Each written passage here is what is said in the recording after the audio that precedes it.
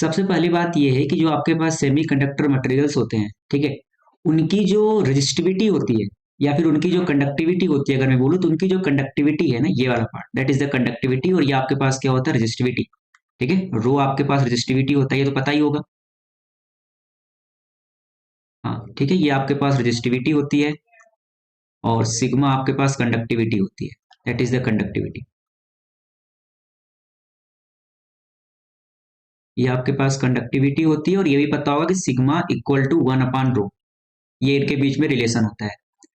तो आपके पास जो सेमीकंडक्टर की कंडक्टिविटी होती है, वो कंडक्टर मतलब मेटल्स बोलो या फिर आप इसको कंडक्टर बोलो, ठीक है, वो कंडक्टर और इंसुलेटर के बीच में होती है।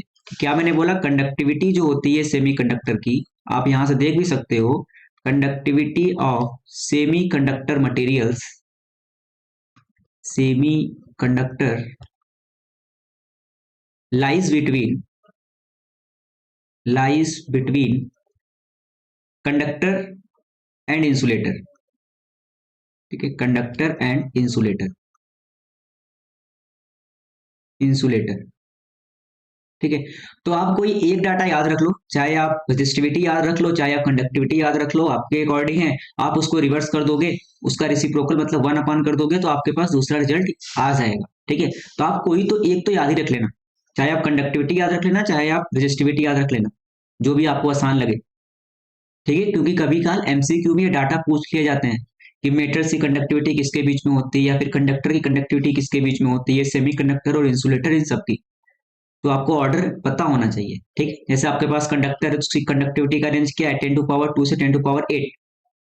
ठीक है, कंडक्टिविटी का मतलब क्या होता है पता है किसी को?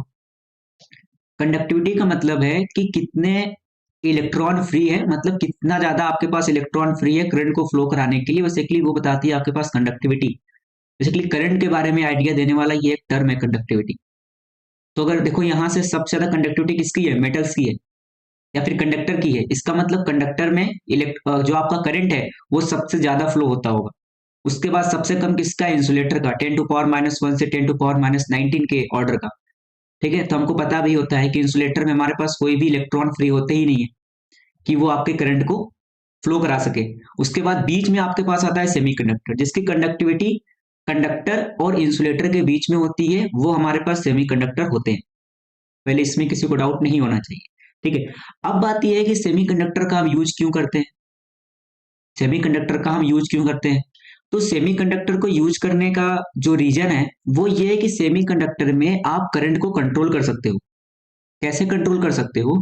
क्योंकि मुझे पता है सेमीकंडक्टर में सारे इलेक्ट्रॉन आपके पास फ्री नहीं होते हैं, कुछ इलेक्ट्रॉन बाउंडेड होते हैं और कुछ इलेक्ट्रॉन क्या होते हैं, फ्री होते हैं। ठीक है, तो आप क्या कर सकते हो, सेमीकंडक्टर में थोड़ा बहुत हीट दे करके, है ना, या फिर थोड़ा बहुत वोल्टेज में वेरी करा करके आप इलेक्ट्रॉन को फ्री कर सकते हो। अगर आपने इलेक्ट्रॉन को फ्री करने का मतलब क्या है, आपने करंट को बढ़ाया है, मतलब आप करंट को कंट्रोल कर सकते हो सेमीकंडक्टर में। तो इसके सबसे पहला जो हम यूज लेते हैं कि इट कैन कंट्रोल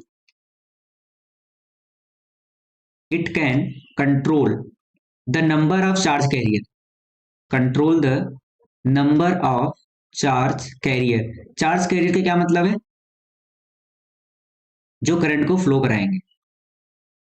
ठीक है, number of charge carriers like electrons हो गए आपके पास या फिर होल्स हो गए, मतलब इलेक्ट्रॉन्स एंड होल्स।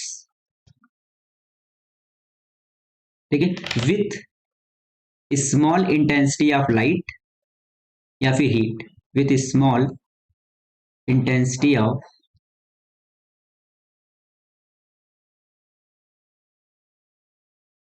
लाइट या फिर हीट। ठीक है, या फिर लाइट या फिर वोल्टेज। ठीक है, मतलब क्या है कि सेमीकंडक्टर के अंदर आप चार्ज कैरियर को कंट्रोल कर सकते हैं, थोड़ा बहुत हीट में चेंज करके, लाइट को वेरी करा के या फिर वोल्टेज को वेरी करा करके आप करंट को बढ़ा सकते हो, घटा सकते हो। ठीक है, तो आप करंट को कंट्रोल कर सकते हो, आप नंबर ऑफ चार्ज कैरियर को कंट्रोल कर सकते हो। ठीक है, दूसरी जो खास बात है सेमीकंडक्टर में क्या होता है कि अगर आप चाह रहे हो, जैसे मान लो आपके पास ये कोई एक सेमीकंडक्टर है कुछ, ठीक है, अगर आप चाह रहे हो कि करंट केवल इस डायरेक्शन में फ्लो करे, केवल इस डायरेक्शन में करंट फ्लो करे, तभी ये जो आपका डिवाइस है ये करंट को अलाउ करे। ठीक है, मतलब अगर आपका करंट इधर से फ्लो करे तो ये अलाउ ही ना करे, मतलब इधर करंट आए ही ना। मतलब अगर आप यूनी डायरेक्शनल करंट चाहते हो तो वो भी आप सेमी कंडक्टर से कर सकते हो कि करंट केवल एक ही डायरेक्शन में फ्लो करेगा तभी ये अलाउ करेगा, अगर दूसरे डायरेक्शन में फ्लो करेगा तो ये अलाउ ही नहीं करेगा। ठीक है, जैसे आपने कभी काल देखा होगा एक वॉल्व लगी होती है कहीं टंकियों की या फिर कहीं भी, तो पानी उस डायरेक्शन से आता है तो वॉल्व खुल जाता है, उसके अपोजिट डायरेक्शन से आता है तो वॉल्व खुलता नहीं है। बेसिकली ये वही है एक प्रकार से कि केवल एक ही डायरेक्शन के करंट को ये अलाउ करता है, दूसरे डायरेक्शन के करंट को ये अलाउ नहीं करता है। ठीक है, तो आप इससे यूनी डायरेक्शनल करंट के लिए भी यूज लेते हो इसको। यूनी डायरेक्शनल करंट मतलब जब आप चाहते हो कि एक ही डायरेक्शन में करंट फ्लो करे, यूनी डायरेक्शनल करंट। ठीक है, तो सेमीकंडक्टर बहुत ही इंपॉर्टेंट है हमारे लिए। देखो कंडक्टर में तो क्या है, सारे के सारे इलेक्ट्रॉन फ्री हैं, तो आप क्या कंट्रोल करोगे उनको, कैसे कंट्रोल करोगे। और इंसुलेटर में क्या इलेक्ट्रॉन फ्री ही नहीं है, लेकिन सेमीकंडक्टर ऐसा है जहां पर कुछ इलेक्ट्रॉन फ्री भी हैं और कुछ इलेक्ट्रॉन फ्री नहीं है। ठीक है, तो आप उसको घटा बढ़ा करके नंबर ऑफ चार्ज कैरियर को कंट्रोल कर सकते हो, वो भी कंट्रोल करना आसान होता है। मतलब आप थोड़ा बहुत हीट में वेरी करा करके, लाइट में वेरी करा करके, वोल्टेज में वेरी करा करके आप नंबर ऑफ चार्ज कैरियर्स को बढ़ा सकते हो घटा सकते हो अपने अकॉर्डिंग। मतलब इलेक्ट्रॉन होल्स दो चार्ज कैरियर्स है ना, तो किसी को बढ़ाना है किसी को घटाना है तो उसके अकॉर्डिंग। समझ में आ रहा है।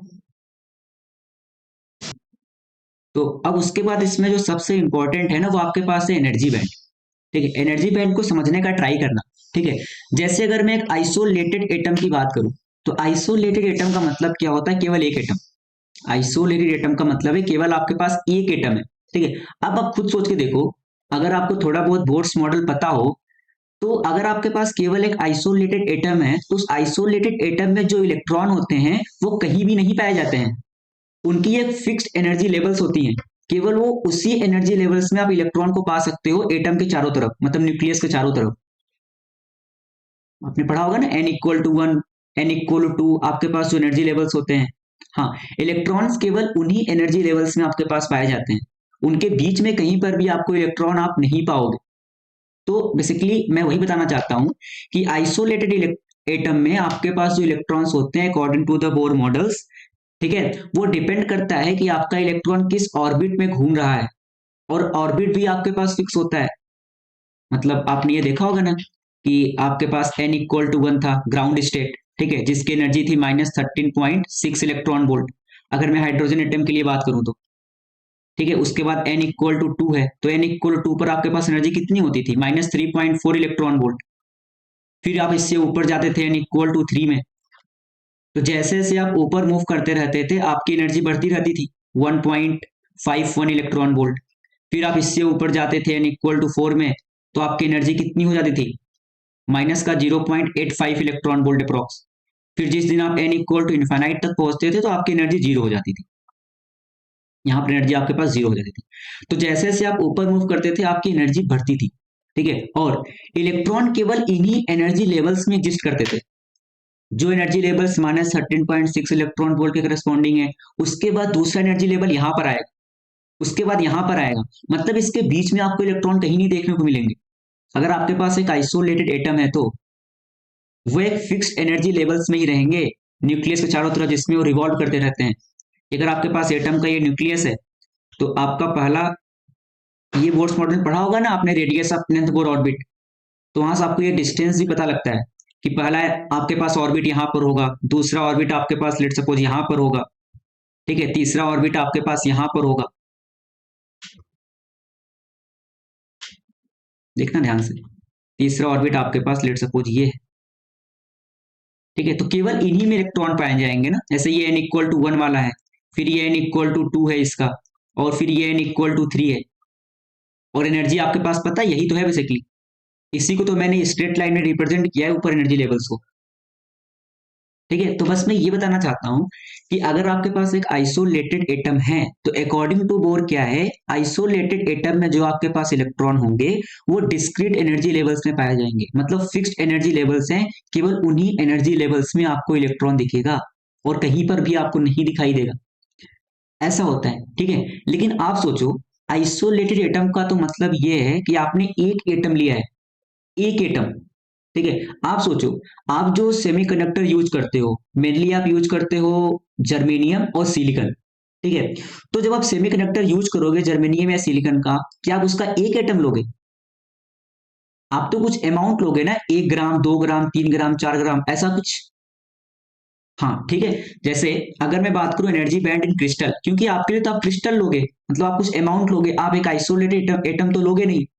ठीक है। तो क्रिस्टल्स में क्या होता है ना, कि बहुत सारे एटम्स होंगे। आप सोचो, जैसे आपके पास सोडियम है, सोडियम का एटॉमिक नंबर होता है 11 और उसका मास नंबर होता है 23। इसका मतलब 23 ग्राम सोडियम में आपके पास कितने एटम प्रेजेंट होंगे होते हैं? 23 ग्राम का मतलब होता है 1 मोल। आप 1 मोल सोडियम के बारे में बात कर रहे हो, और 1 मोल बराबर होता है किसके? 6.023 इंटू 10 to 23 एटम्स। मतलब अगर आप 23 ग्राम सोडियम लोगे, तो उसमें 6.023 इंटू 10 to 23 एटम्स होते हैं। सोचो आप, इतने एटम्स होते हैं। और इन एटम्स के बीच की जो डिस्टेंस होती है ना, वो 2 से 3 एंगस्ट्रॉम के बीच में होती है। मतलब एकदम टाइटली बाउंडेड होते हैं सारे एटम्स। उनके बीच का डिस्टेंस कितना है? 10 to 10 ऑर्डर का। सोचो, अब आप खुद ही सोचो, अगर आपने 23 ग्राम सोडियम लिया है, तो 23 ग्राम सोडियम में आपके पास इतना एटम्स है। 23 ग्राम सोडियम में आपके पास इतना एटम्स है। ठीक है। अब इस केस में आपको क्या लगता है, अभी जब आपने आइसोलेटेड एटम के बारे में बात किया था, तो यहां पर आपके पास मान लो यहां पर जो भी इलेक्ट्रॉन था, ठीक है, यहां पर जो इलेक्ट्रॉन था, यहां पर जो इलेक्ट्रॉन था, यहां पर जो इलेक्ट्रॉन था, ठीक है। अगर मैं इस वाले इलेक्ट्रॉन के बारे में बात करूं जो कि आउटर ऑर्बिट में है, ठीक है, तो इसका इंटरेक्शन क्या था? अपने ही एटम के न्यूक्लियस और अपने ही एटम के इलेक्ट्रॉन के साथ था। जो भी अट्रैक्शन था, रिपल्सन था, वो अपने ही एटम के साथ था अभी। तो आपने कहा कि इलेक्ट्रॉन एक फिक्स्ड एनर्जी लेवल्स में एग्जिस्ट कर रहा है। लेकिन आप सोचो, अगर आपने क्रिस्टल लिया है, तो क्रिस्टल में एक एटम तो है नहीं। क्रिस्टल में एक एटम तो है नहीं। आपने अगर 23 ग्राम सोडियम लिया, तो 23 ग्राम सोडियम में भी आपके पास 6.023 इंटू 10 to 23 एटम्स प्रेजेंट है। और उनके बीच का डिस्टेंस कितना है? 2 से 3 एंगस्ट्रॉम के बीच का है। अब आप सोचो, मैं आपको दिखाता हूं, देखो, मान लो कि एक एटम आपका ये है सोडियम का। ठीक है, लेट सपोज एक एटम आपके पास ये है सोडियम का। दूसरा एटम इसके जस्ट बगल में होगा, यहां पर दूसरा एटम होगा सोडियम का। ठीक है। उसी प्रकार यहां पर तीसरा एटम होगा सोडियम का। समझ रहे हो? फिर उसी प्रकार यहां पर चौथा एटम होगा सोडियम का। इस प्रकार से होंगे ना अभी ये सब तो। इनके बीच का डिस्टेंस ही कितना है? बहुत कम है। ठीक है। अब आपको क्या लगता है, जो भी इलेक्ट्रॉन होगा, मान लो इस एटम में ये इलेक्ट्रॉन, ठीक है, हर एक एटम में इलेक्ट्रॉन होगा, हर एक एटम में अपना अपना इलेक्ट्रॉन है। अब आप खुद ही सोच के देखो, क्या एक एटम में अब जो इलेक्ट्रॉन है, क्या उसका अट्रैक्शन केवल खुद के एटम और केवल खुद के एटम के न्यूक्लियस और इलेक्ट्रॉन से होगा, कि अगल बगल जो है उनके साथ भी होना स्टार्ट हो जाएगा? हाँ, जो अगल बगल अब आपके पास दूसरे एटम्स आ गए हैं, उनके न्यूक्लियस और उनके इलेक्ट्रॉन के साथ भी अब अट्रैक्शन होना स्टार्ट हो जाएगा। समझो इस चीज को, आपको समझ में आना चाहिए। ठीक है। तो अब क्या लगता है, क्या अब इलेक्ट्रॉन का एनर्जी लेवल फिक्स है? नहीं, अब एनर्जी लेवल थोड़ी ना फिक्स होगा, अब एनर्जी लेवल फिक्स नहीं है। और वो भी हर एक इलेक्ट्रॉन का इंटरेक्शन यूनिक होता है। मतलब जैसे ये इलेक्ट्रॉन आपके पास है, लेट सपोज, तो मान लो इसका इलेक्ट्रॉन का इसके साथ रिपल्सन है। ठीक है, ये इसके न्यूक्लियस के साथ अट्रैक्शन हो गया, इसके न्यूक्लियस के साथ, फिर एक इलेक्ट्रॉन यहां पर होगा, इसके साथ भी इसका रिपल्सन होगा। ठीक है। उसी प्रकार जो दूसरा इलेक्ट्रॉन है यहाँ वाला, ठीक है, इसका इसके साथ अट्रैक्शन, इसके साथ अट्रैक्शन, इस इलेक्ट्रॉन के साथ रिपल्सन, इस इलेक्ट्रॉन के साथ रिपल्सन। ठीक है। तो क्या लगता है, हर एक इलेक्ट्रॉन का जो भी इंटरेक्शन है, मतलब अट्रैक्शन प्लस रिपल्सन, वो सबका अलग अलग ही होगा। सबका इंटरेक्शन अलग अलग है। हर एक इलेक्ट्रॉन का इंटरेक्शन अलग अलग है। ठीक है। हाँ, हर एक इलेक्ट्रॉन का अलग, देखो, हर एक एटम की पोजीशन यूनिक है, हर एक इलेक्ट्रॉन की पोजीशन यूनिक है। ठीक है। लेकिन हर एक इलेक्ट्रॉन का इंटरेक्शन भी यूनिक ही है। सब इलेक्ट्रॉन का इंटरेक्शन अलग अलग है, सब इलेक्ट्रॉन का, भले ही वो एक ही सबसेल में क्यों ना हो। मतलब देखो, मैं दो एटम बना करके आपको दिखाता हूं। मैंने लेट सपोज एक ये बनाई, देखना ध्यान से।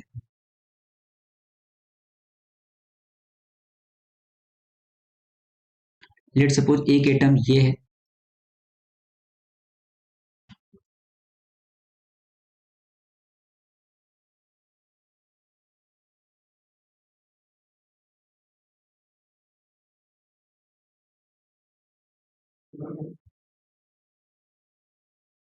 ठीक है, और दूसरा एटम लेट सपोज यहां पर है।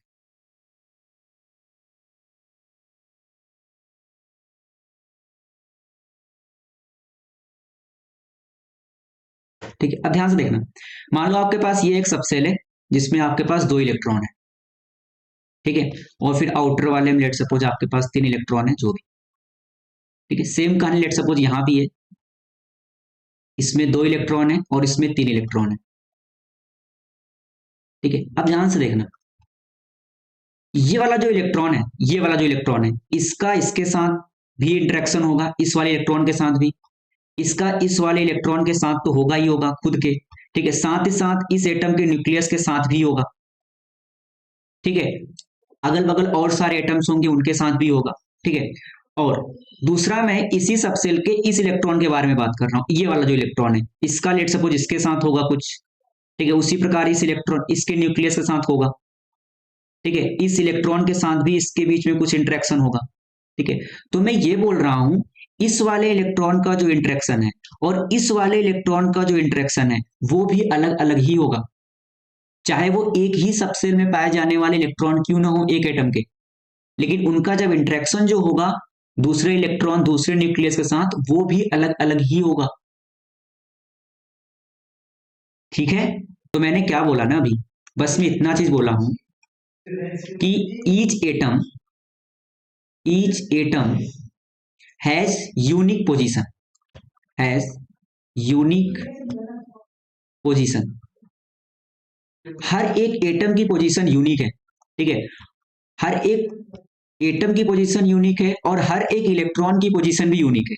Each electron has unique position, has unique position. ठीक है, और हर एक इलेक्ट्रॉन का इंटरेक्शन भी यूनिक है। Each electron has unique interaction, unique interaction. ठीक है, each electron has unique interaction. ठीक है, और उसके बाद मैंने क्या बोला कि each electron has different energy levels. ध्यान से देखना, has different energy levels even they belongs to they belongs to same subcell of atom, same subcell of same subcell of atom। ठीक है, आई थिंक आपको समझ में आया होगा। ठीक है, आइसोलेटेड एटम में क्या था कि आपके पास एक एटम था। ठीक है, तो एक एटम में जो भी इलेक्ट्रॉन होते हैं, हमने बोर्ड में ये पढ़ा है कि वो एक फिक्स्ड ऑर्बिट में रिवॉल्व करते हैं। वो एक फिक्स्ड ऑर्बिट होता है जिसमें इलेक्ट्रॉन आपके पास रिवॉल्व करते हैं, मतलब जिस एनर्जी सेल्स में आपके पास इलेक्ट्रॉन पाए जाते हैं। ठीक है, लेकिन अगर आप क्रिस्टल के बारे में बात करोगे तो क्रिस्टल में एक एटम नहीं है, क्रिस्टल में बहुत सारे एटम्स हैं, और वो दो एटम के बीच का डिस्टेंस मैंने कहा 2 से 3 एंगस्ट्रॉम के बीच में होता है। ठीक है, इसका मतलब यहां पर क्या होगा कि आपके पास एक एटम का जो इलेक्ट्रॉन था, जो न्यूक्लियस का, उसके बगल में दूसरे एटम्स है। ठीक है, बहुत सारे एटम्स हैं, तो हर एटम के इलेक्ट्रॉन का इंटरेक्शन भी दूसरे एटम्स के न्यूक्लियस और इलेक्ट्रॉन के साथ होगा, और वो भी यूनिक होगा। हर एक इलेक्ट्रॉन का इंटरेक्शन यूनिक है, मे बी वो सेम सबसेल के ही इलेक्ट्रॉन क्यों ना हो किसी एक एटम के। तो मैंने वही यहां पर बोला है। ठीक है, कि हर एक एटम की पोजीशन यूनिक है, हर एक इलेक्ट्रॉन की पोजीशन यूनिक है, और हर एक इलेक्ट्रॉन का इंटरेक्शन भी यूनिक है। मतलब हर एक इलेक्ट्रॉन का एनर्जी लेवल अब अलग अलग होगा, भले ही वो एक ही सबसेल के क्यों ना हो। ठीक है, अब मुझे बताओ, क्या अब जो इलेक्ट्रॉन मान लो आपका -3.4 इलेक्ट्रॉन वोल्ट में था, क्या अब वो -3.4 इलेक्ट्रॉन वोल्ट में ही रहेगा? अगर मैं एक क्रिस्टल के बारे में बात कर रहा हूं तो नहीं रहेगा ना, उससे थोड़ा सा ऊपर वाले एनर्जी लेवल में रहेगा, या तो उससे थोड़ा सा नीचे वाले में, क्योंकि दूसरे एटम के इलेक्ट्रॉन और न्यूक्लियस के साथ अब उसका इंटरेक्शन है, तो उसका एनर्जी लेवल अब वेरी करेगा। क्या बोला मैंने? मैं कह रहा हूं कि their energy are slightly slightly greater greater और smaller, are smaller than their original energy in isolated atom, their original energy in isolated atom, in isolated atom. चलिए समझ में आया मैंने अभी तक बताया गया। जैसे मैं सिलिकॉन या जर्मेनियम पर आने से पहले एक सिंपल एग्जांपल मैं लेता हूं सोडियम का। ध्यान से देखना, सोडियम का एटॉमिक नंबर होता है 11। ठीक है, तो इसका जो इलेक्ट्रॉनिक कॉन्फ़िगरेशन है आपको पता होगा, ये होता है 1s2, 2s2, 2p6 और 3s1। यही होता है, यही होता है ना। ये आपके पास के सेल होता है, ये आपके पास एल सेल होता है, ये आपके पास एम सेल होता है जिसमें आपके पास इलेक्ट्रॉन्स हैं। ठीक है, हाँ अब मुझे ये बताओ सबसे ज्यादा किस इलेक्ट्रॉन का इंटरेक्शन होगा दूसरे एटम्स के इलेक्ट्रॉन्स और न्यूक्लियस के साथ, क्या लगता है आपको? लास्ट वाले, हाँ 3s वाले का ना, क्योंकि उसका जो अट्रैक्शन है न्यूक्लियस से वो सबसे कम होगा, क्योंकि वो सबसे आउटर वाला इलेक्ट्रॉन है। तो उसका जो इंटरेक्शन होगा दूसरे एटम्स के न्यूक्लियाई और दूसरे एटम्स के इलेक्ट्रॉन के साथ वो सबसे ज्यादा होगा। इसका मतलब ये समझ में आता है कि उस इलेक्ट्रॉन का अपने आइसोलेटेड एटम में उसका जो भी एनर्जी लेवल था, सबसे ज्यादा जो वेरिएशन आएगा ना वो आउटर वाले इलेक्ट्रॉन में आएगा। ठीक है, क्या बोला मैंने, जैसे आपके पास ये सोडियम एटम है ना, देखना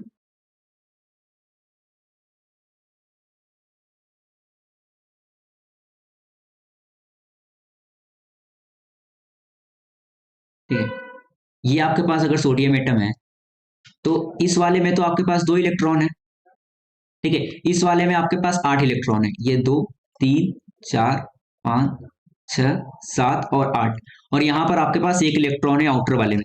ठीक है, तो सबसे ज्यादा सबसे कम जो अट्रैक्शन है न्यूक्लियस का वो आउटर वाले के साथ ही तो है। ठीक है, तो उस इलेक्ट्रॉन का इंटरेक्शन दूसरे एटम के न्यूक्लियाई और इलेक्ट्रॉन के साथ सबसे ज्यादा होगा। ठीक है, ये जो आपके पास सोडियम है, ये सोडियम के मैं आइसोलेटेड एटम के बारे में बात कर रहा हूं, ये तो आइसोलेटेड एटम है, एक एटम है। लेकिन आपको समझ में आना चाहिए कि सबसे ज्यादा जो अट्रैक्शन होगा, सबसे ज्यादा इंट्रैक्शन इंट्रैक्शन आउटर वाले इलेक्ट्रॉन का होगा। ठीक है, आउटर इलेक्ट्रॉन का होगा। ठीक है, और जैसे जैसे आप अंदर मूव करते जाओगे इंट्रैक्शन घटेगा कि बढ़ेगा? कम होता जाएगा। ठीक है, जैसे जैसे आप ठीक है जैसे जैसे आप अंदर मूव करोगे ना, जैसे जैसे आप चलो मैं ऐसे लिख देता हूँ, अंदर वाले इलेक्ट्रॉन की तरफ मूव करोगे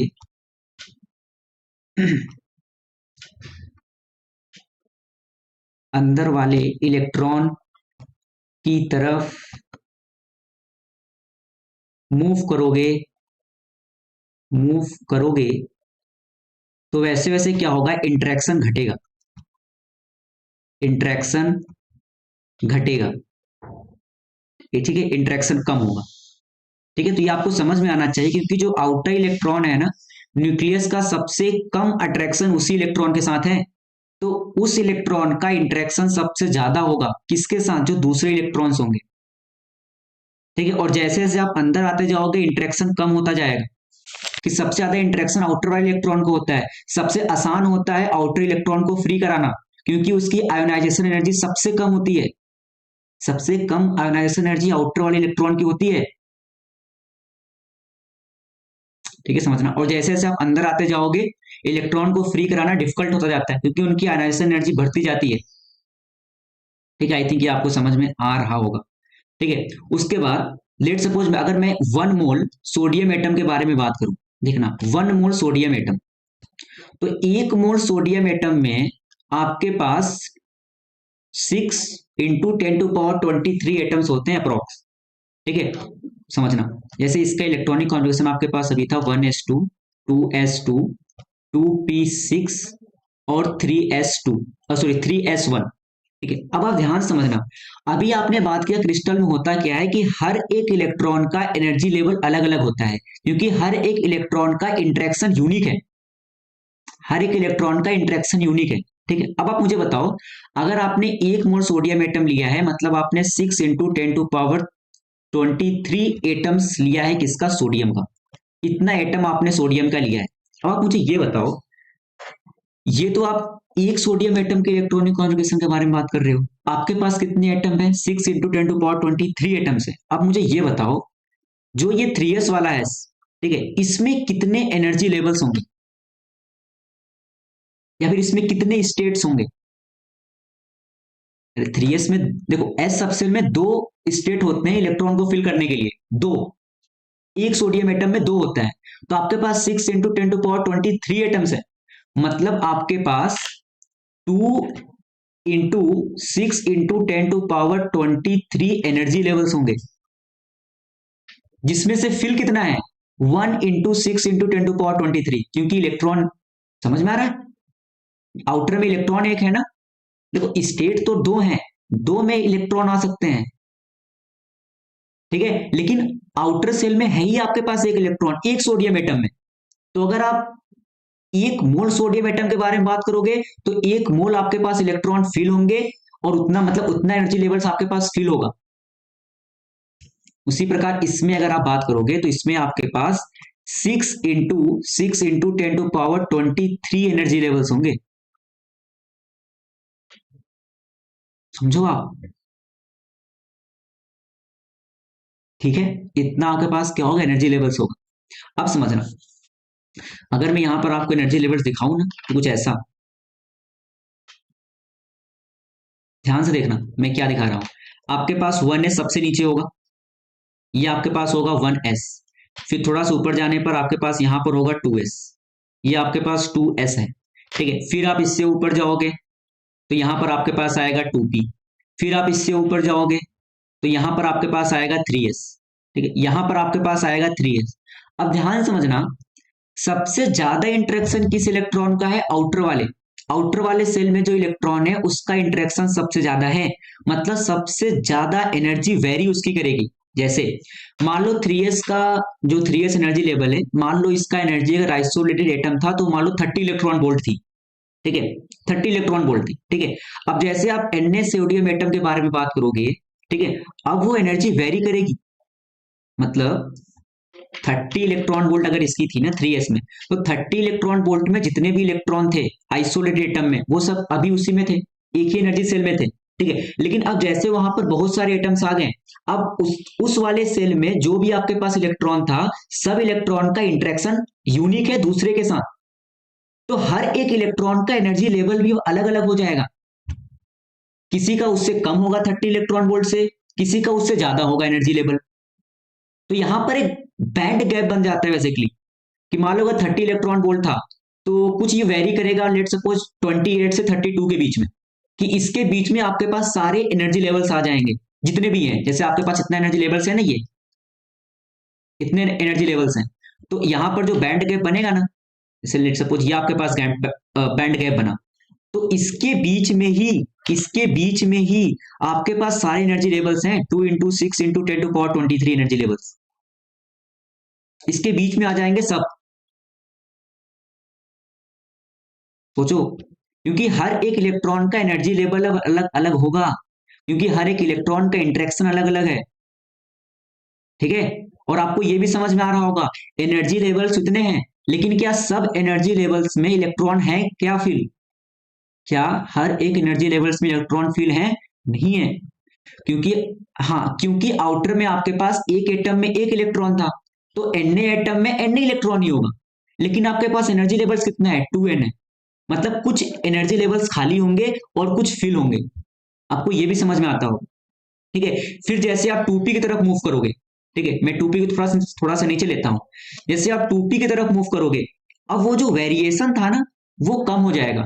जैसे यहां पर -2 से +2 था, 30 से आपने कहा 28 से 32, तो यहां पर वो वेरिएशन समझ लो -1 से +1 के बीच में हो जाएगा, तो बैंड गैप थोड़ा सा कम होगा, जो भी एनर्जी बैंड बनेगा, तो इससे थोड़ा सा कम ही बनेगा इसका। मान लो ये बना, फिर आप और नीचे मूव करोगे, तो ये एनर्जी बैंड और कम हो जाएगा, इसका बीच का गैप ये वाला, that is the energy band जिसको आप बोल रहे हो,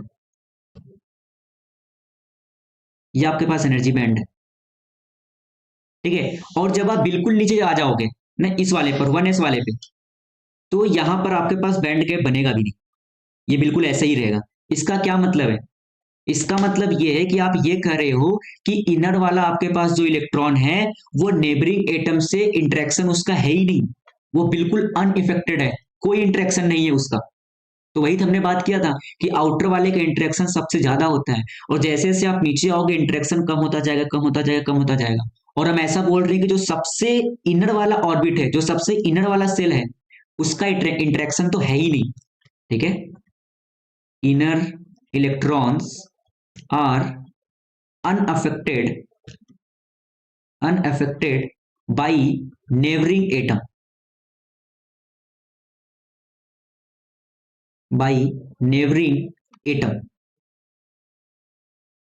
तो आपको आई थिंक समझ में आया होगा ये बैंड गैप नीचे घटता क्यों जा रहा है, क्योंकि सबसे ज्यादा इंटरेक्शन ही आउटर वाले का है। और आपको अब ये भी समझ में आ गया होगा कि आपने जो आउटर वाले के लिए बात की थी 3s में, तो एनर्जी लेवल्स तो 2Na है, Na का मतलब 1 मोल। ठीक है, Na का मतलब 6 इंटू 10⁻23 एटम्स। तो एनर्जी लेवल्स तो 2Na है, लेकिन इलेक्ट्रॉन उसमें फिल कितना है? केवल Na ही फिल है, मतलब कुछ एनर्जी लेवल्स खाली हैं भी उसमें। ठीक है, अब मुझे ये बताओ, यहां से आपको समझ में क्या आता है? किस बैंड के जो इलेक्ट्रॉन है या फिर किस ऑर्बिट के जो इलेक्ट्रॉन है वो आपके करंट फ्लो में पार्टिसिपेट करेंगे? सबसे आउट सबसे सबसे आउटर वाले का। ठीक है, सबसे आउटर वाले का। और आपको यह भी समझ में आ रहा है कि ये बैंड गैप डिक्रीज क्यों कर रहा है? बैंड गैप डिक्रीज कर रहा है क्योंकि इंटरेक्शन डिक्रीज कर रहा है इलेक्ट्रॉन्स का। सबसे ज्यादा इंटरेक्शन आउटर वाले का था, तो उसका बैंड गैप ज्यादा मोटा था। फिर जैसे आप नीचे आए, बैंड गैप थोड़ा सा कम होता गया, कम होता गया, और नीचे बिल्कुल ही खत्म ही हो गया, बैंड गैप बना ही नहीं। क्योंकि नीचे मूव करने पर ना एनर्जी बैंड घट रहा है, क्योंकि इंटरेक्शन घट रहा है इलेक्ट्रॉन का। ठीक है, आप लिखना चाहे तो लिख सकते हो कि एनर्जी बैंड डिक्रीजेस, ठीक है, because of interaction of electron decreases, interaction of electron decreases. ठीक है, आई थिंक ये समझ में आया होगा आपको, इसमें कोई डाउट तो नहीं होना चाहिए। ठीक है, और आपको ये भी समझ में आ गया कि इलेक्ट्रॉन फ्लो में कौन से इलेक्ट्रॉन पार्टिसिपेट करेंगे। ठीक है, from that we can say that, from that we can understand that in case of in case of electrons flow main role is played by outer electrons। ठीक है, now we talking about that electron, क्योंकि हमें किससे मतलब है? हमको तो उन इलेक्ट्रॉन से मतलब है जो फ्री होंगे करंट को कंडक्ट कराने के लिए, जिनकी वजह से करंट फ्लो करेगा। हमको तो उस इलेक्ट्रॉन से मतलब है, बाकी इलेक्ट्रॉन से हमको मतलब ही नहीं है। तो हमको यहां से ये समझ में आया कि जो इलेक्ट्रॉन फ्री हो सकते हैं आसानी से, जो करंट इलेक्ट्रिसिटी में पार्टिसिपेट करेंगे, जो करंट को फ्लो कराने में पार्टिसिपेट करेंगे, वो आउटर ऑर्बिट के इलेक्ट्रॉन्स होंगे। ठीक है, क्योंकि उनका इंटरेक्शन सबसे ज्यादा है। ठीक है, तो हमको उन्हीं पर कंसेंट्रेट करना है, क्योंकि हमको यहां पर बात करना है करंट के बारे में। पहले ये समझ में हमको आना चाहिए, आई थिंक इसमें किसी को डाउट भी नहीं हो। ठीक है, तो आपके पास यहां पर ना, अभी मैंने जो आपको दिखाया था, फिर से देखना आप उसको, उस वाले फिगर को। ठीक है, मैंने कहा था यहां पर आपके पास 1s है, यहां पर आपके पास 2s है, इसका एनर्जी बैंड इतना है। फिर आप ऊपर गए, यहां पर आपके पास 2p था, और इसका ये आपके पास एनर्जी बैंड था, इससे थोड़ा सा ज्यादा। फिर आप ऊपर गए, यहां पर आपके पास 3s था। ठीक है, और इसका एनर्जी बैंड ज्यादा था। ठीक है, तो मैंने कहा यहां पर जो भी आपके पास एनर्जी बैंड थे, ऐसे यहां पर आपके पास 2Na एनर्जी लेवल्स थे। ठीक है, 2Na इसके पास एनर्जी लेवल्स थे, लेकिन हर एक एनर्जी लेवल्स में इलेक्ट्रॉन था नहीं। ठीक है, हर एक एनर्जी लेवल्स में आपके पास इलेक्ट्रॉन था नहीं। ठीक है, तो बेसिकली इसमें ना दो बैंड होते हैं, इस एनर्जी बैंड में भी दो बैंड होते हैं, एक कंडक्शन बैंड बोला जाता है और एक को वैलेंस बैंड बोला जाता है। अब इसमें क्या है, ठीक है, समझना, आपका जो वैलेंस बैंड होता है वो नीचे होता है। ठीक है, ये लेट सपोज ये आपके पास वैलेंस बैंड है। वही बताता हूँ ये होता क्या है, पहले समझ लो। ये आपके पास वैलेंस बैंड होता है, ये वाला, that is the valence band. ठीक है, और इसके ऊपर आपके पास कंडक्शन बैंड होता है, ये आपके पास है कंडक्शन बैंड। ये आपके पास क्या है, कंडक्शन बैंड है। ठीक है, अब जो आपके पास इलेक्ट्रॉन्स होते हैं ना, वो आपके पास होते हैं वैलेंस बैंड पे। अगर आप जीरो केल्विन के बारे में बात करो तो सारे इलेक्ट्रॉन आपके पास वैलेंस बैंड में ही होंगे। कंडक्शन बैंड बिल्कुल खाली होगा, उसमें कोई इलेक्ट्रॉन नहीं होगा, उसमें कोई भी इलेक्ट्रॉन नहीं होगा। ठीक है, सही है। हाँ ठीक है, क्योंकि हमको आउटर इलेक्ट्रॉन्स मतलब है, जो आउटर ऑर्बिट में इलेक्ट्रॉन है हमको उससे मतलब है। तो उसमें भी दो बैंड हो गए, एक जिसमें इलेक्ट्रॉन है और दूसरा जिसमें इलेक्ट्रॉन नहीं है। ठीक है, अब जो इलेक्ट्रॉन रिस्पॉन्सिबल होते हैं करंट को फ्लो कराने में, वो इलेक्ट्रॉन रिस्पॉन्सिबल होते हैं जो कंडक्शन बैंड में प्रेजेंट है। ठीक है, अभी मान लो मैं अगर जीरो केल्विन के बारे में बात कर रहा हूं तो सारे के सारे मान सकते हो आप कि आपके पास जो भी इलेक्ट्रॉन थे आउटर सेल में, है ना, एन एटम में आपके पास एन इलेक्ट्रॉन थे, 2 आपके पास एनर्जी लेवल्स था, तो एन एनर्जी लेवल्स आपके पास स्टिल है, तो वो एन एनर्जी लेवल्स आपका वैलेंस बैंड है। और बाकी जो एन बचा वो आपके पास कंडक्शन बैंड है जिसमें अभी इलेक्ट्रॉन नहीं है। ठीक है, आप थोड़ा बहुत टेम्परेचर वोल्टेज और लाइट को वेरी करा करके इंटेंसिटी उसकी, आप इलेक्ट्रॉन को कंडक्शन बैंड में भेज सकते हो। अगर कंडक्शन बैंड में इलेक्ट्रॉन चला गया तो अब वो करंट इलेक्ट्रिसिटी में पार्टिसिपेट करेगा, करंट फ्लो कराने में वो पार्टिसिपेट करेगा। ठीक है, आई थिंक ये आपको समझ में आया होगा। ठीक है, अब अगर मैं आपको सिलिकॉन एटम की तरफ ले चलूं, ठीक है, अगर ये समझ में आ गया तो फिर ये तो बड़े आसानी से समझ में आ जाएगा। अगर मैं सिलिकॉन के बारे में बात करूं, सिलिकॉन सेमीकंडक्टर, सेमी कंडक्टर, तो सिलिकॉन का एटॉमिक नंबर कितना होता है, कोई आइडिया है किसी को? अरे सिलिकॉन कितना होता है? 14। ठीक है, इसका 14 होता है। ठीक है, तो इसका जो इलेक्ट्रॉनिक कॉन्फ़िगरेशन हो कितना होगा, वो 1s2, 2s2, 2p6, और इसका होता है 3s2 और 3p2, यही होगा इसका। ठीक है, हाँ। अब अगर मान लो हमने अगर इसके n एटम्स लिए, किसके, सिलिकॉन के, अगर मैंने सिलिकॉन के n एटम्स लिए तो आप तो फोकस करो आउटर वाले पर, जो आपके पास ये है, ये आपके पास आउटर ऑर्बिट है। ठीक है, तो इस आउटर ऑर्बिट में देखो इलेक्ट्रॉन तो ऐसे फील है जो आपको समझ में आ रहा होगा अभी, कि आपके पास 3s का हो गया कहानी। ठीक है, अगर आप 3p का देखोगे तो ऐसे,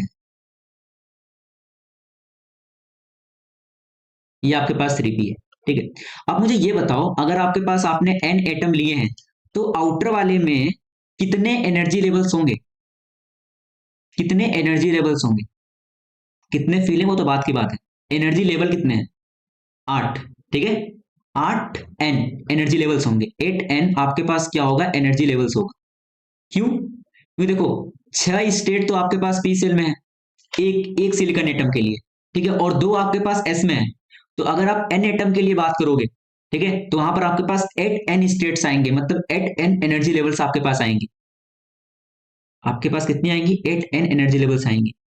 अरे सही है, 8n energy levels for outer shell, for outer shell, समझो आप।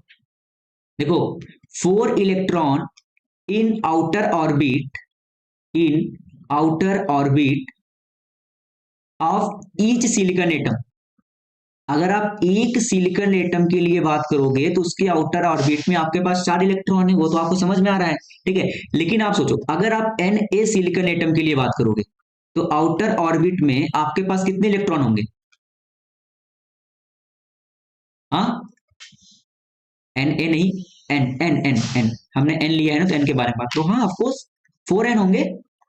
अरे एक में अगर 4 था तो एन में 4n होंगे। सही है, हाँ ठीक है।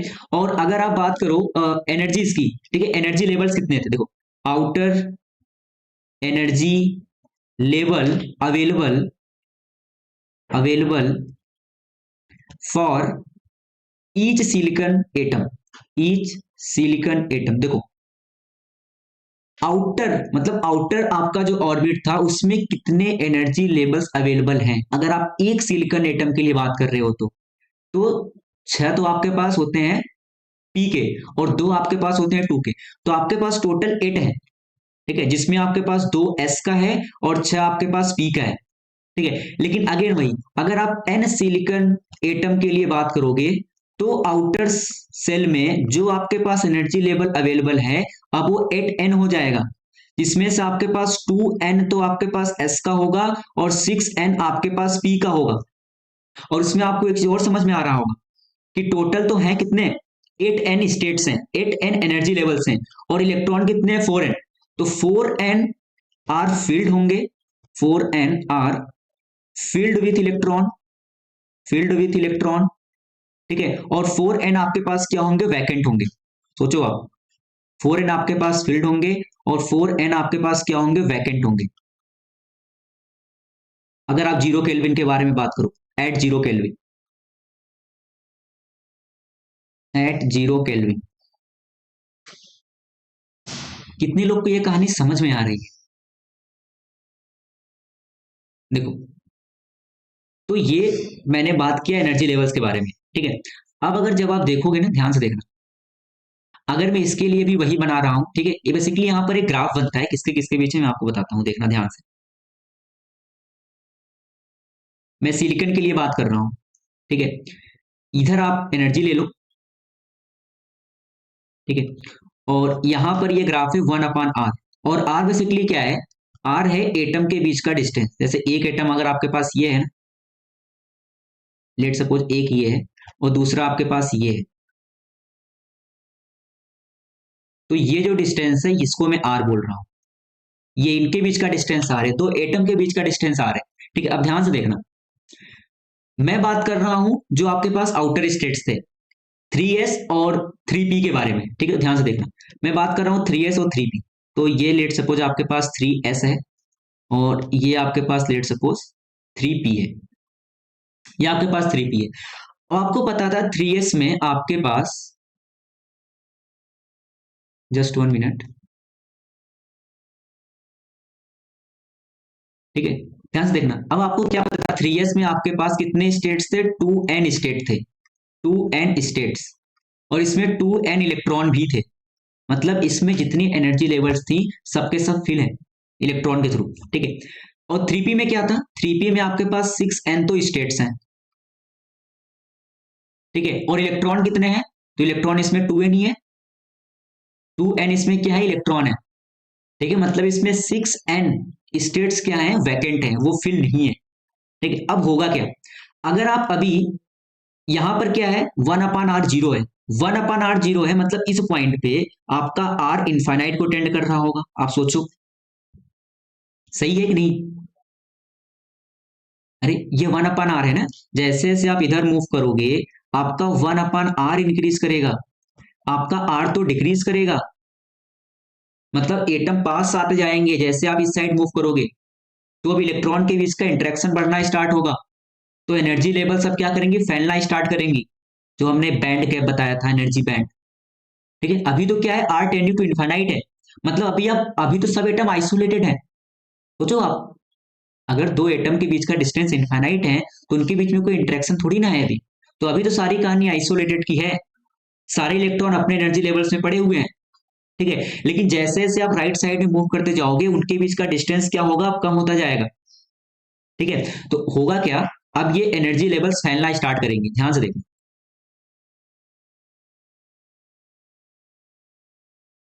ठीक है। तो कुछ ऐसा आपके पास देखने को मिलेगा,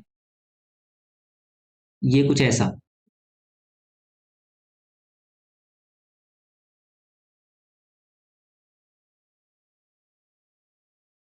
ये क्या हुआ मैं आपको बताता हूँ अभी, ठीक है। हुआ क्या ना, अभी यहां पर आपके पास, ये आपके पास जो भी एनर्जी लेवल्स थी, यहां पर इसके पास इलेक्ट्रॉन थे 2n, ठीक है, और इसके पास तो सारे इलेक्ट्रॉन इसमें फिली थे, सारे इलेक्ट्रॉन इसमें फिली थे, ठीक है। और इसमें ऊपर वाले में 6n स्टेट था और नीचे वाले में आपके पास 4n स्टेट था। अब हुआ क्या ना, जैसे जैसे आप राइट डायरेक्शन में मूव करना स्टार्ट किए, के बीच का डिस्टेंस घटता रहा, ठीक है। तो होगा क्या, जैसे जैसे एटम के बीच में डिस्टेंस घट रहा है उनके बीच में अट्रैक्शन बढ़ना स्टार्ट होगा, इंट्रैक्शन बढ़ना स्टार्ट होगा, ठीक है। तो ये जो आपको मैंने दिखाया है ना, ये मैंने क्या दिखाया, ये वाला होता है क्या, इसके बाद इसमें ये जो आपके पास इलेक्ट्रॉन थे 2n, ठीक है, कुछ जब एटम्स ज्यादा क्लोज आ जाते हैं तो ये वाला जो इलेक्ट्रॉन है ये भी नीचे ही मूव कर गए थे, कि मैंने आपको बताया था ना, valence band, conduction band, T=0 पर सारे सारे इलेक्ट्रॉन वैलेंस बैंड में, तो नीचे वाला बैंड है, तो ये इलेक्ट्रॉन भी इसमें आ जाते हैं, सारे इलेक्ट्रॉन इसमें आ जाते हैं। ये क्या होता है, ये वैकेंट होता है, इसमें कुछ भी नहीं होता इस वाले सेल में, जो ऊपर वाला बैंड गैप है। और ये बीच में गैप है, दिख रहा है, ये गैप है इनके बीच में, मतलब यहां पर तो कोई इलेक्ट्रॉन हो ही नहीं सकते, इनके बीच में क्या है, गैप है। ठीक है, अब आपको जो सिलिकॉन मिलता है ना, वो कुछ इस पोजीशन वाला आपको सिलिकॉन मिलता है मार्केट ऑर्किड में, जहां भी मिलता है, ये कुछ वो R=R0 डिस्टेंस पर होते हैं। मतलब जब आप क्रिस्टल खरीदोगे ना सिलिकॉन का, तो दो एटम के बीच का जो डिस्टेंस है, कुछ जो है भी, जो भी है, लेट सपोज अगर वो R0 है, तो आपके पास कुछ ये वाला स्टेट होता है, मतलब इस पोजीशन वाले आपके पास जो सिलिकॉन है ना, ये आपको मिलेंगे। ठीक है, तो आपको तो इससे मतलब है। ठीक है, तो यहां पर आपके पास एनर्जी लेवल्स होंगे। ठीक है, फिर यहां भी आपके पास एनर्जी लेवल्स होंगे। ठीक है, तो आपको समझ में आ रहा है कि 4n एनर्जी लेवल्स नीचे होगा और 4n एनर्जी लेवल्स ही ऊपर होगा। क्यों? क्योंकि सारे इलेक्ट्रॉन यहां पर आ गए, तो 4n इलेक्ट्रॉन नीचे आ गए, तो यहां पर एनर्जी लेवल्स भी कितनी हो जाएंगी, 4n एनर्जी लेवल्स। और ऊपर भी आपके पास कितनी है, 4n एनर्जी लेवल्स। और नीचे की जो भी आपके पास एनर्जी लेवल्स है वो सब फिल है, और ऊपर आपके पास जो एनर्जी लेवल्स है वो फिल नहीं है। ठीक है, तो इन्हीं को बेसिकली बोलते हैं कंडक्शन बैंड और वैलेंस बैंड, यहीं से वो बन करके आता है। आप बस इसको देखना, जो मैंने गोला बनाया है, बस इस वाले पोर्शन को, क्योंकि सिलिकॉन आपको मिलता ही इसी स्टेट में। ठीक है, तो आपके पास बेसिकली ये दो बैंड बन गए। ठीक है, एक आपके पास होता है वैलेंस बैंड और एक आपके पास होता है कंडक्शन बैंड। ये आपके पास है वैलेंस बैंड, ठीक है, और इसके ऊपर आपके पास होता है कंडक्शन बैंड। ये आपके पास है कंडक्शन बैंड। ठीक है, बेसिकली इस डायरेक्शन में क्या, ये एनर्जी है। ठीक है, और इनके बीच का जो गैप है, इसको बोलते हैं forbidden energy gap. Forbidden energy gap मतलब जिस एनर्जी को इलेक्ट्रॉन लेना भूल गए, सिंपली मतलब ये एनर्जी गैप। इसको रिप्रेजेंट करते हैं ईजी से। ठीक है, कंडक्शन बैंड क्या है, कंडक्शन बैंड में जो इलेक्ट्रॉन्स होंगे, ठीक है, in that state are free. इस स्टेट में जो भी आपके पास इलेक्ट्रॉन होंगे वो फ्री होंगे, और अगर वो फ्री हैं तो वो पार्टिसिपेट करेंगे करंट में, फॉर कंडक्ट द करंट।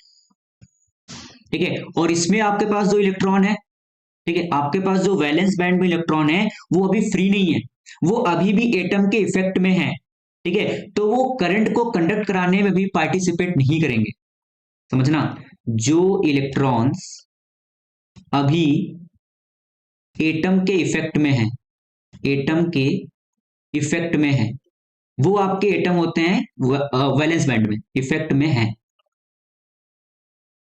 ठीक है, मतलब ये कंडक्शन में पार्टिसिपेट नहीं करेंगे। No participate in conduction, no participate in conduction.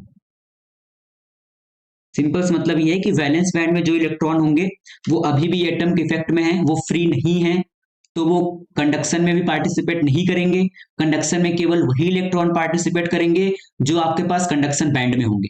ठीक है, अब हमारा काम ही वही होता है कि कंडक्शन बैंड में इलेक्ट्रॉन को ले जाना, जिससे हम अपने करंट को बढ़ा सके। ठीक है, अभी आपको समझ में आएगा, पहले आई थिंक ये इतना चीज आपको समझ में आना चाहिए कि एनर्जी बैंड का फॉर्मेशन हुआ कैसे, तो वही सब यहाँ पर लिखा गया है कि आपके पास एनर्जी बैंड क्या होता है, range of energy possessed by electron in a solid is known as the energy band. Valence band क्या होता है, ठीक है, कि range of energy is possessed by valence electron, क्योंकि आप वैलेंस इलेक्ट्रॉन के बारे में बात कर रहे हो, चाहे आप कंडक्शन बैंड में बात करो, चाहे आप वैलेंस बैंड में बात करो, इलेक्ट्रॉन तो वैलेंस सेल के ही होंगे। ठीक है, तो range of energy possessed by the valence electron is known as the valence band. ठीक है बॉन्डेड इलेक्ट्रॉन मतलब इलेक्ट्रॉन फ्री नहीं है, वही मैंने बोला अभी आपसे। तो no flow of current due to such electron. ठीक है, ऑलवेज फुलफिल बाय इलेक्ट्रॉन, मतलब वैलेंस बैंड में इलेक्ट्रॉन होते हैं, वैलेंस बैंड में इलेक्ट्रॉन के द्वारा ही वैलेंस बैंड आपका फुलफिल होता है, कहने का मतलब ये। कंडक्शन बैंड क्या है, इट हैज कंडक्टिंग इलेक्ट्रॉन, मतलब इसमें अगर इलेक्ट्रॉन है तो वो करंट फ्लो कराएगा, उसकी वजह से करंट फ्लो करेगा, वो कंडक्शन में पार्टिसिपेट करेगा। ठीक है, तो वही लिखा है current flows due to such electrons. ठीक है।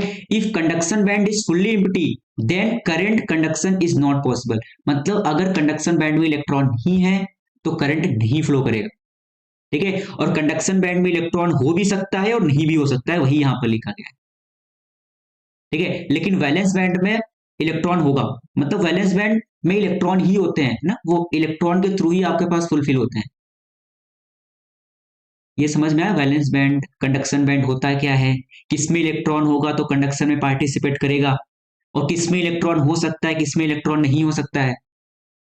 अब बात करते हैं फॉरबिडन एनर्जी गैप के बारे में। मैंने एक्सप्लेन तो कर ही दिया ये होता क्या है, बस यहाँ लिखा गया है कि energy gap between conduction band and valence band where no free electron can exist. मैंने कहा ना, ये वो एनर्जी गैप होता है जो एनर्जी को इलेक्ट्रॉन लेना भूल जाते हैं, मतलब कि इस बैंड में, इस गैप में आपके पास कोई भी फ्री इलेक्ट्रॉन एग्जिस्ट नहीं कर सकता है। ठीक है, और आप इसको रिप्रेजेंट करते हो ईजी से या फिर डेल्टा ईजी से, जो भी, that is the forbidden energy gap.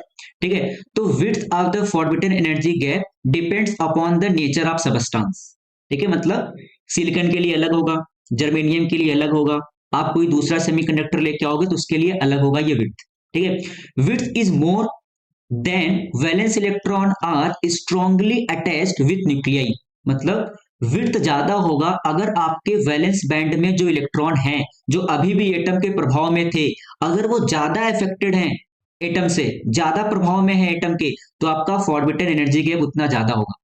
ठीक है, अगर वो कम है तो फॉरबिडन एनर्जी गैप कम होगा। तो वही उसने ऊपर लिखा था कि वो वेरी कर सकता है ना, डिपेंड करता है कि आपने कौन सा सबस्टांस यूज किया है। ठीक है, और width of the forbidden energy gap is represented in electron volt. ठीक है, और as the temperature increases forbidden energy gap decreases, लेकिन बहुत कम घटता है।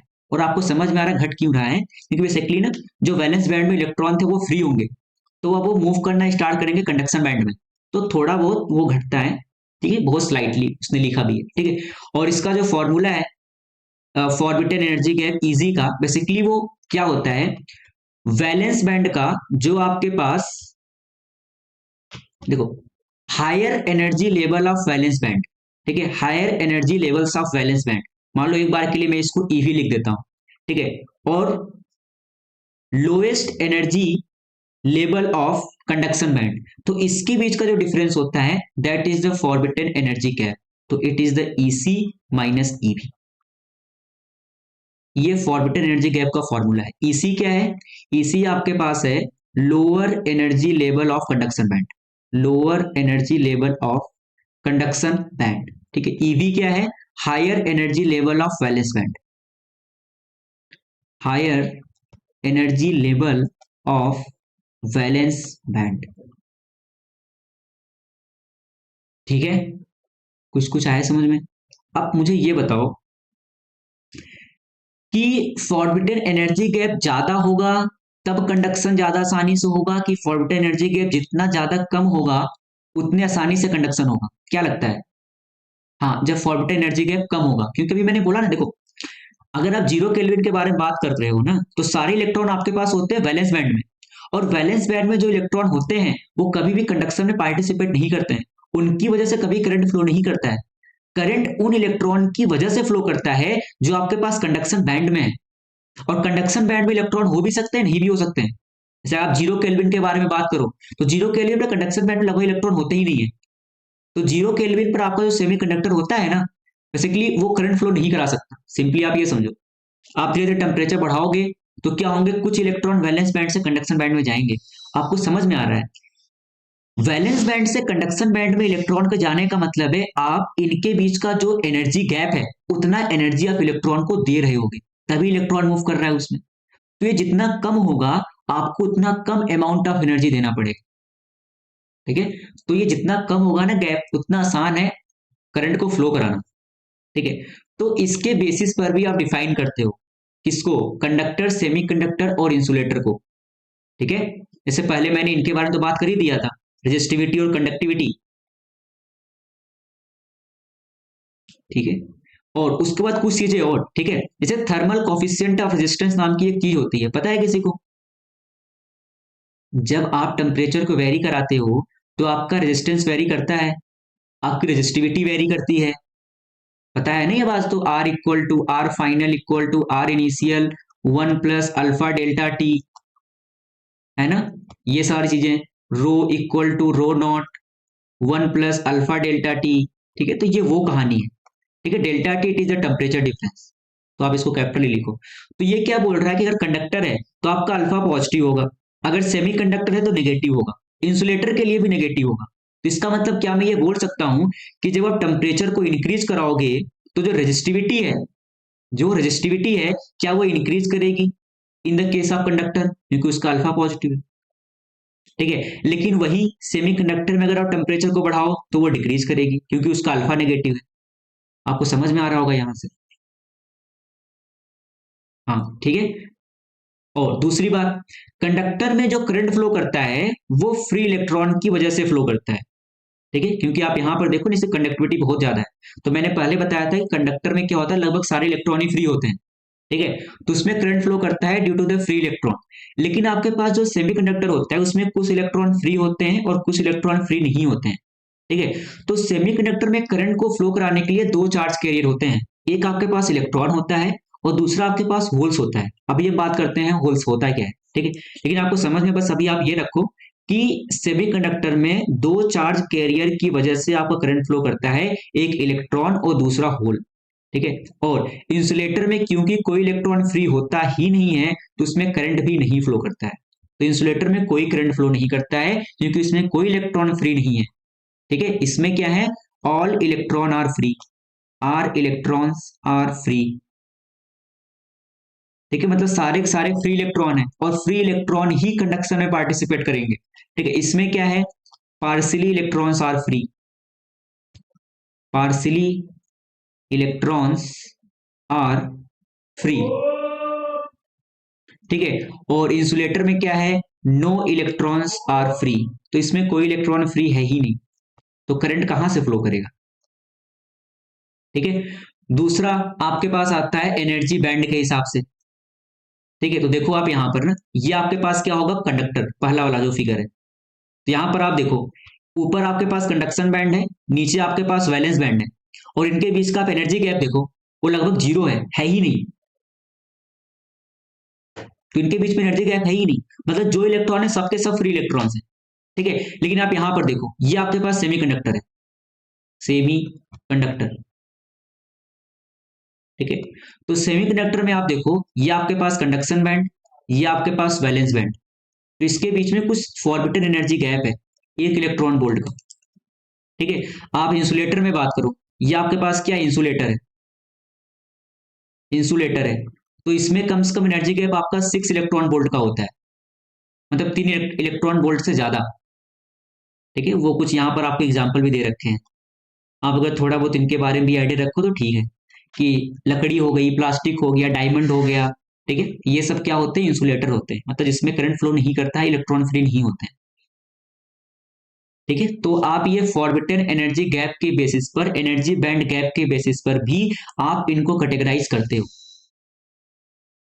ठीक है, कंडक्टर, सेमीकंडक्टर और इंसुलेटर को, ये कहानी आई समझ में कुछ कुछ?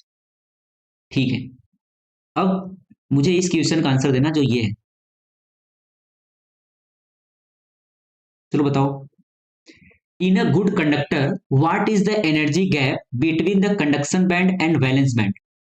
अगर आपके पास एक अच्छा कंडक्टर है तो उनके बीच का एनर्जी गैप कितना होगा, कंडक्शन बैंड और वैलेंस बैंड के बीच में कितना होगा? जी, हाँ, जीरो ही होगा। ठीक है, चलो आगे चलते हैं। अब बात करते हैं कि आपका होल्स, सेमीकंडक्टर में होल्स क्या है। ठीक है, थोड़ा बहुत होल्स के बारे में बात करते हैं, फिर उसके बाद में आगे मूव करता हूं। पहले इसके बारे में थोड़ा सा बात कर लेता हूं। देखो, concept of holes in semiconductor. देखो, अगर आपके पास 0 केल्विन टेम्परेचर है तो 0 केल्विन टेम्परेचर पर पहली बात आपको यह समझ में आता है कि आपके पास जो सिलिकॉन एटम है या फिर आपके पास जो जर्मेनियम एटम है, ठीक है, इनके आउटर ऑर्बिट में आपके पास 4 इलेक्ट्रॉन होते हैं। ठीक है, और इसमें कौन सा बॉन्डिंग होता है, कोवलेंट बॉन्डिंग, ये भी आपको पता होगा। इनके बीच में होती है कोवलेंट बॉन्डिंग, हाँ, एक दूसरे के बीच में।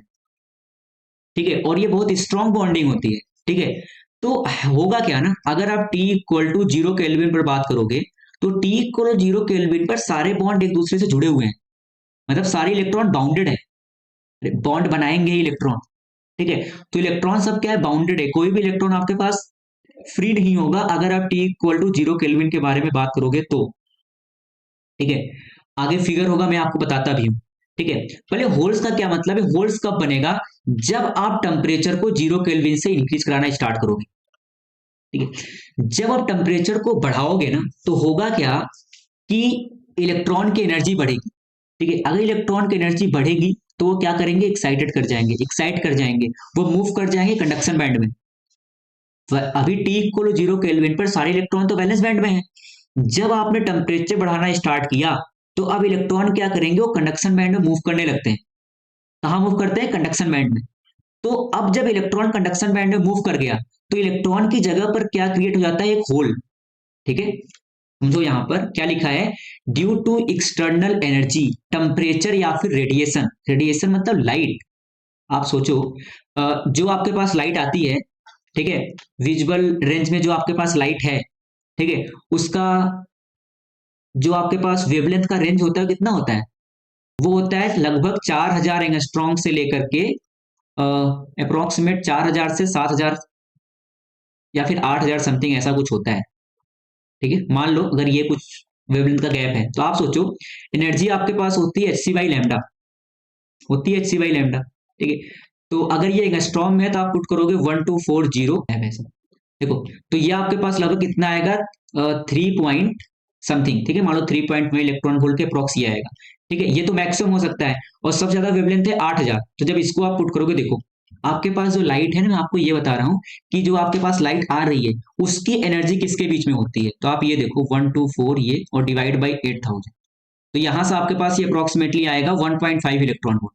तो मतलब जो आपके पास लाइट सिंपली आ रही है ना, उसका भी एनर्जी इसके बीच में होता है। अब आप समझो, अभी जब आपने सेमीकंडक्टर के लिए बात करा, तो सेमीकंडक्टर के बीच का जो एनर्जी गैप होता है वो 3 इलेक्ट्रॉन वोल्ट से कम होता है। इसका मतलब अगर उनके बीच का एनर्जी गैप 3 इलेक्ट्रॉन वोल्ट से कम है, ठीक है, तो जो आपके पास लाइट आ रही है, क्या आप इस लाइट से भी सेमीकंडक्टर में इलेक्ट्रॉन को वैलेंस बैंड से कंडक्शन बैंड में पहुंचा सकते हो कि नहीं पहुंचा सकते हो, पहुंचा सकते हो। अरे है कि नहीं, कुछ लाइट, कुछ पर्टिकुलर वेवलेंथ की लाइट के पास इतना एनर्जी तो है ना। अगर आपके पास लाइट का वेवलेंथ इसके बीच में है, तो एनर्जी इसके बीच में है ना। और अभी तो हमने बात किया ये कि आपके पास जो सेमीकंडक्टर है, उसका जो एनर्जी गैप है वो लगभग 1 इलेक्ट्रॉन वोल्ट है, या फिर आप ये बोलो कि ये 3 इलेक्ट्रॉन वोल्ट से तो कम ही होता है। ठीक है, और आपके पास जो लाइट है, जो आपके पास रेडिएशन है, उसके पास भी इसके बीच में एनर्जी है। मतलब आप एक लाइट के एनर्जी के थ्रू भी सेमीकंडक्टर में करंट को फ्लो करा सकते हो। उसके पास भी इतनी एनर्जी है कि वो वैलेंस बैंड से इलेक्ट्रॉन को एक्साइट कर दे कंडक्शन बैंड में। ठीक है, तो इसका मतलब ये है कि टेम्परेचर को बढ़ा सकते हो। ठीक है, रेडिएशन रेडिएशन के थ्रू भी होता है। ठीक है, when electron goes from valence band to conduction band, that is bonded electron becomes free. अगर वो वैलेंस बैंड में है तो बाउंडेड है। ठीक है, अगर वो फ्री हो गए जाएंगे कंडक्शन बैंड में। ठीक है, तो अब वैकेंसी या free electron create in valence band. अगर वैलेंस बैंड से इलेक्ट्रॉन कंडक्शन बैंड में गया, तो वैलेंस बैंड में जहां पर इलेक्ट्रॉन था उसके जगह पर एक वैकेंसी क्रिएट हो गई। ठीक है, और वही उसी को आप बेसिकली होल्स बोलते हो। ठीक है, which has same charge as electron but positive. तो जो आपके पास जो वैकेंसी क्रिएट हुई, उसके पास भी उतना ही चार्ज होता है जितना इलेक्ट्रॉन के पास था। केवल इलेक्ट्रॉन के पास -1.6 इंटू 10⁻19 कूलम है, तो उस जो वैकेंसी क्रिएट हुई जिसको आप होल बोल रहे हो, उसके पास +1.6 इंटू 10⁻19 कूलम का चार्ज है। ठीक है, दिस पॉजिटिवली चार्ज वैकेंसी को ही आप क्या बोलते हो, होल बोलते हो। तो यहाँ यही पर हुआ है कि आपने टेम्परेचर को बढ़ाया 0 केल्विन से, तो हुआ क्या, जैसे यहां से देखो ये जो इलेक्ट्रॉन था ये मूव करके यहां पर आ गया, यहां से इलेक्ट्रॉन यहां मूव कर गया, तो यहां पर क्या क्रिएट हो गया, होल। यहां पर होल क्रिएट हो गया, उसी प्रकार यहां पर देखो होल क्रिएट हो गया, उसी प्रकार यहां पर देखो होल क्रिएट हो गया, उसी प्रकार यहां पर देखो होल क्रिएट हो गया। तो आपको क्या लगता है, क्या जितने number of electron valence band से कंडक्शन बैंड में जाएंगे, क्या उतने ही होल्स क्रिएट होंगे कि ज्यादा होंगे? बैंड, वैलेंस बैंड से इलेक्ट्रॉन गए कंडक्शन बैंड में, और जब इलेक्ट्रॉन मूव करे कंडक्शन बैंड में, तो जहां से इलेक्ट्रॉन मूव किया उसकी जगह पर एक वैकेंसी क्रिएट हुई, जिसको आप होल बोल रहे हो। तो जितने इलेक्ट्रॉन मूव करके कंडक्शन बैंड में जाएंगे, उतनी ही तो वैकेंसी क्रिएट होगी ना आपके पास वैलेंस बैंड में। अभी ये समझ में आया ना होल्स होते हैं क्या बेसिकली? अगर इलेक्ट्रॉन वैलेंस बैंड से कंडक्शन बैंड में चले गए, तो अपने जगह पर एक वैकेंसी क्रिएट कर देते हैं, जिसको आप होल बोलते हो, और इसके ऊपर जो चार्ज होता है वो इलेक्ट्रॉन के बराबर ही होता है, केवल पॉजिटिव होता है। ठीक है, तो it is the deficiency of electron in valence band. ठीक है, ये जो लिखा हुआ है कि वैलेंस बैंड से जब इलेक्ट्रॉन कंडक्शन बैंड में जाएगा तभी यहां पर होल्स बनेगा। ठीक है, और it act as a positive charge carrier, इसको आप एक पॉजिटिव चार्ज कैरियर की तरह ये बिहेव करता है। ठीक है, it's effective mass is more then the electron, याद रखना जो होल्स का इफेक्टिव मास होता है वो इलेक्ट्रॉन से ज्यादा होता है। Effective mass of holes is greater than effective mass of electron. ठीक है, और इसकी मोबिलिटी कम होती है, मतलब mobility of holes is less than mobility of electron, क्योंकि ऑब्जेक्टिव में ये सारे क्वेश्चन बन सकते हैं। ठीक है, चलो नंबर ऑफ होल्स और नंबर ऑफ इलेक्ट्रॉन्स इसके बारे में बाद में बात करते हैं। अभी आपको ये समझ में आया होगा कि होल क्रिएट कैसे होता है। जब आप टेम्परेचर को बढ़ाओगे, आप रेडिएशन दोगे, तो वैलेंस बैंड से इलेक्ट्रॉन मूव करके कंडक्शन बैंड में जाएगा, तो जहां से मूव किया वहां पर वैकेंसी क्रिएट होगी। कहां पर क्रिएट होगी? वैलेंस बैंड में क्रिएट होगी, और उसी वैकेंसी को आप क्या बोलोगे? होल बोलोगे। इसका मास, इफेक्टिव मास इलेक्ट्रॉन से ज्यादा है, मोबिलिटी इलेक्ट्रॉन से कम है, और उसके ऊपर चार्ज इलेक्ट्रॉन के बराबर है, केवल पॉजिटिव चार्ज है, और वो बिहेव करेगा as a positive charge carrier. ठीक है, मतलब इसकी वजह से भी करंट फ्लो होगा आपके पास सेमीकंडक्टर में। ठीक है, ध्यान से समझना। अब कितने नंबर ऑफ इलेक्ट्रॉन मूव करेंगे वैलेंस बैंड से कंडक्शन बैंड में किसी एक पर्टिकुलर टेम्परेचर पर, उसको आप निकाल सकते हो बाई यूजिंग दैट फॉर्मूला। ठीक है, मतलब आप बता सकते हो ना, अगर टी इक्वल 0 केल्विन पर कोई सारे इलेक्ट्रॉन वैलेंस बैंड में थे, तो टी इक्वल टू 0 केल्विन पर तो आपका जो सेमी कंडक्टर था उसके वैलेंस बैंड में ही सारे इलेक्ट्रॉन थे, कंडक्शन बैंड में तो थे ही नहीं। इसका मतलब it behaves like a insulator, अगर आप 0 केल्विन पर बात करोगे तो। अब जैसे आपने टेम्परेचर बढ़ाना स्टार्ट किया, अब क्या हुए? इलेक्ट्रॉन वैलेंस बैंड से मूव करना स्टार्ट कर दिए कंडक्शन बैंड में। ठीक है, ठीक है, तो वैलेंस बैंड में होल्स क्रिएट होना स्टार्ट हो गया, और यहां पर आपके पास कंडक्शन बैंड में फ्री इलेक्ट्रॉन आना स्टार्ट हो गए होंगे। ठीक है, अब कितने टेम्परेचर पर कितने इलेक्ट्रॉन मूव करेंगे उसको आप यहां से निकाल सकते हो। ठीक है, जहां पर जो भी टर्म यूज हुई होंगी उसके बारे में इसने बोला है। के क्या है? Boltzmann constant. टी क्या है? एब्सोल्यूट टेम्परेचर, जिसको आप केल्विन में पुट करोगे। ईजी क्या है? वही जो एनर्जी गैप था। और ए क्या है? It is a constant. अब देखो यहां पर ना वही है, ये जो मैंने आपको पिक्चर दिखाया है ये मैंने दिखाया है 0 केल्विन का, तो आपको देखो समझ में आएगा। मान लो ये सब आपके पास सिलिकॉन एटम्स है। ठीक है, ये मान लो आपके पास सब सिलिकॉन है, ये भी सिलिकॉन है, ये भी सिलिकॉन है। तो इसके वैलेंस सेल में आपके पास 4 इलेक्ट्रॉन थे, और चारों के चारों इलेक्ट्रॉन कोवलेंट बॉन्ड के थ्रू ज्वाइन थे। ये देखो सबके सब इलेक्ट्रॉन ज्वाइन है। ठीक है, तो सारे इलेक्ट्रॉन अगर बाउंडेड हैं, ठीक है, तो सारे के सारे इलेक्ट्रॉन आपके पास वैलेंस बैंड में थे। देखो वैलेंस बैंड बिल्कुल फिल था, और अभी आपका कंडक्शन बैंड क्या है? एम्प्टी है, अगर आप 0 केल्विन के बारे में बात कर रहे हो तो। ठीक है, अब अगर आपके पास कंडक्शन बैंड में इलेक्ट्रॉन है ही नहीं, इसका मतलब इसमें करंट फ्लो ही नहीं करेगा अभी। तो इसीलिए मैंने बोला था कि टी इक्वल 0 केल्विन पर आप इसको इंसुलेटर भी मान सकते हो, क्योंकि करंट फ्लो ही नहीं कर रहा है, कोई आपके पास इलेक्ट्रॉन फ्री ही नहीं है। ठीक है, लेकिन अब जैसे आपने टेम्परेचर को बढ़ाना स्टार्ट किया, ठीक है, आप रूम टेम्परेचर पर भी आ जाओ, लगभग 27 केल्विन के अप्रॉक्स। ठीक है, तो कुछ तो टेम्परेचर आ गया ना। ठीक है, तो अब क्या होगा? अब होल्स क्रिएट होना स्टार्ट करेंगे। अब इलेक्ट्रॉन क्या किया? देखो यहां से आपके पास वैलेंस बैंड से इलेक्ट्रॉन मूव करिए कंडक्शन बैंड में। देखो ये मूव कर गया इलेक्ट्रॉन, ये मूव कर गया इलेक्ट्रॉन। ठीक है, तो जहां से मूव किया देखो यहां पर वैकेंसी क्रिएट हुई, ये, और इसी को आप क्या बोल रहे हो? इसी को आप होल्स बोल रहे हो, यही आपका होल्स है। तो मतलब होल्स वैलेंस बैंड में होते हैं। ठीक है, और फ्री इलेक्ट्रॉन आपके पास कंडक्शन बैंड में होते हैं। ये आपके पास क्या है? फ्री इलेक्ट्रॉन है, फ्री इलेक्ट्रॉन है। ठीक है, आप सेमीकंडक्टर के बारे में बात कर रहे हो, तो सेमीकंडक्टर में जो आपके पास करंट होगा, ठीक है, वो फ्री इलेक्ट्रॉन की वजह से भी होगा, और वो होल्स की वजह से भी होगा, याद रखना। फ्री इलेक्ट्रॉन की वजह से भी होता है और होल्स की वजह से भी होता है। ठीक है, आई थिंक इस डायग्राम के थ्रू आपको थोड़ा सा और क्लियरिटी आई होगी। तो यहाँ पर ना वही लिखा हुआ है बेसिकली कि आपके पास जो होल्स पर चार्ज होता है वो प्लस ही होता है, इसका इफेक्टिव मास ज्यादा होता है। ठीक है, और होल्स और इलेक्ट्रॉन ये दोनों ही चार्ज कैरियर है, मतलब दोनों ही कंडक्शन में पार्टिसिपेट करेंगे। कहने का मतलब ये है सिंपली। अब ये आपके पास एक क्वेश्चन है, देखो देखना ध्यान से इसको। क्या बोल रहा है ये कि carbon, silicon and germanium have 4 valence electron. ठीक है, सबके पास 4 वैलेंस इलेक्ट्रॉन होता है, चाहे आप कार्बन के लिए बात करो, चाहे आप सिलिकॉन के लिए, चाहे आप जर्मेनियम के लिए। ठीक है, each these are characterized by valence and conduction band separated by energy band gap respectively. ये इनके एनर्जी बैंड गैप, ये रिप्रेजेंटेशन है कार्बन का, सिलिकॉन का और जर्मेनियम का। तो कह रहा है किसका एनर्जी बैंड गैप सबसे ज्यादा होगा और किसके लिए सबसे कम होगा। अब आप सोचो ध्यान से, कार्बन के पास जो आपके पास वैलेंस इलेक्ट्रॉन है वो किस ऑर्बिट में प्रेजेंट होता है, सेकेंड की थर्ड।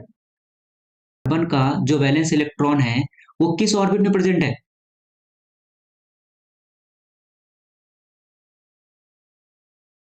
6 होता है ना ये, 1s2, 2s2, 2p4। तो ये सेकेंड ऑर्बिट है ना, ये वैलेंस ऑर्बिट यही तो है। और यही उसके पास, sorry it is a 2p2 not 2p4।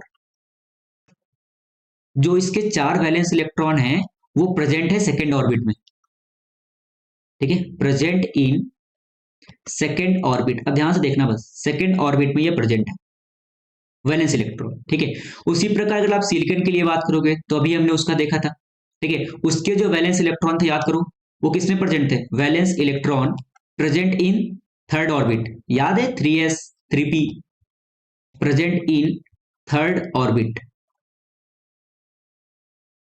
ठीक है, और जो आपके पास जर्मेनियम होता है, इसके जो वैलेंस इलेक्ट्रॉन होते हैं वो होते हैं फोर्थ ऑर्बिट में।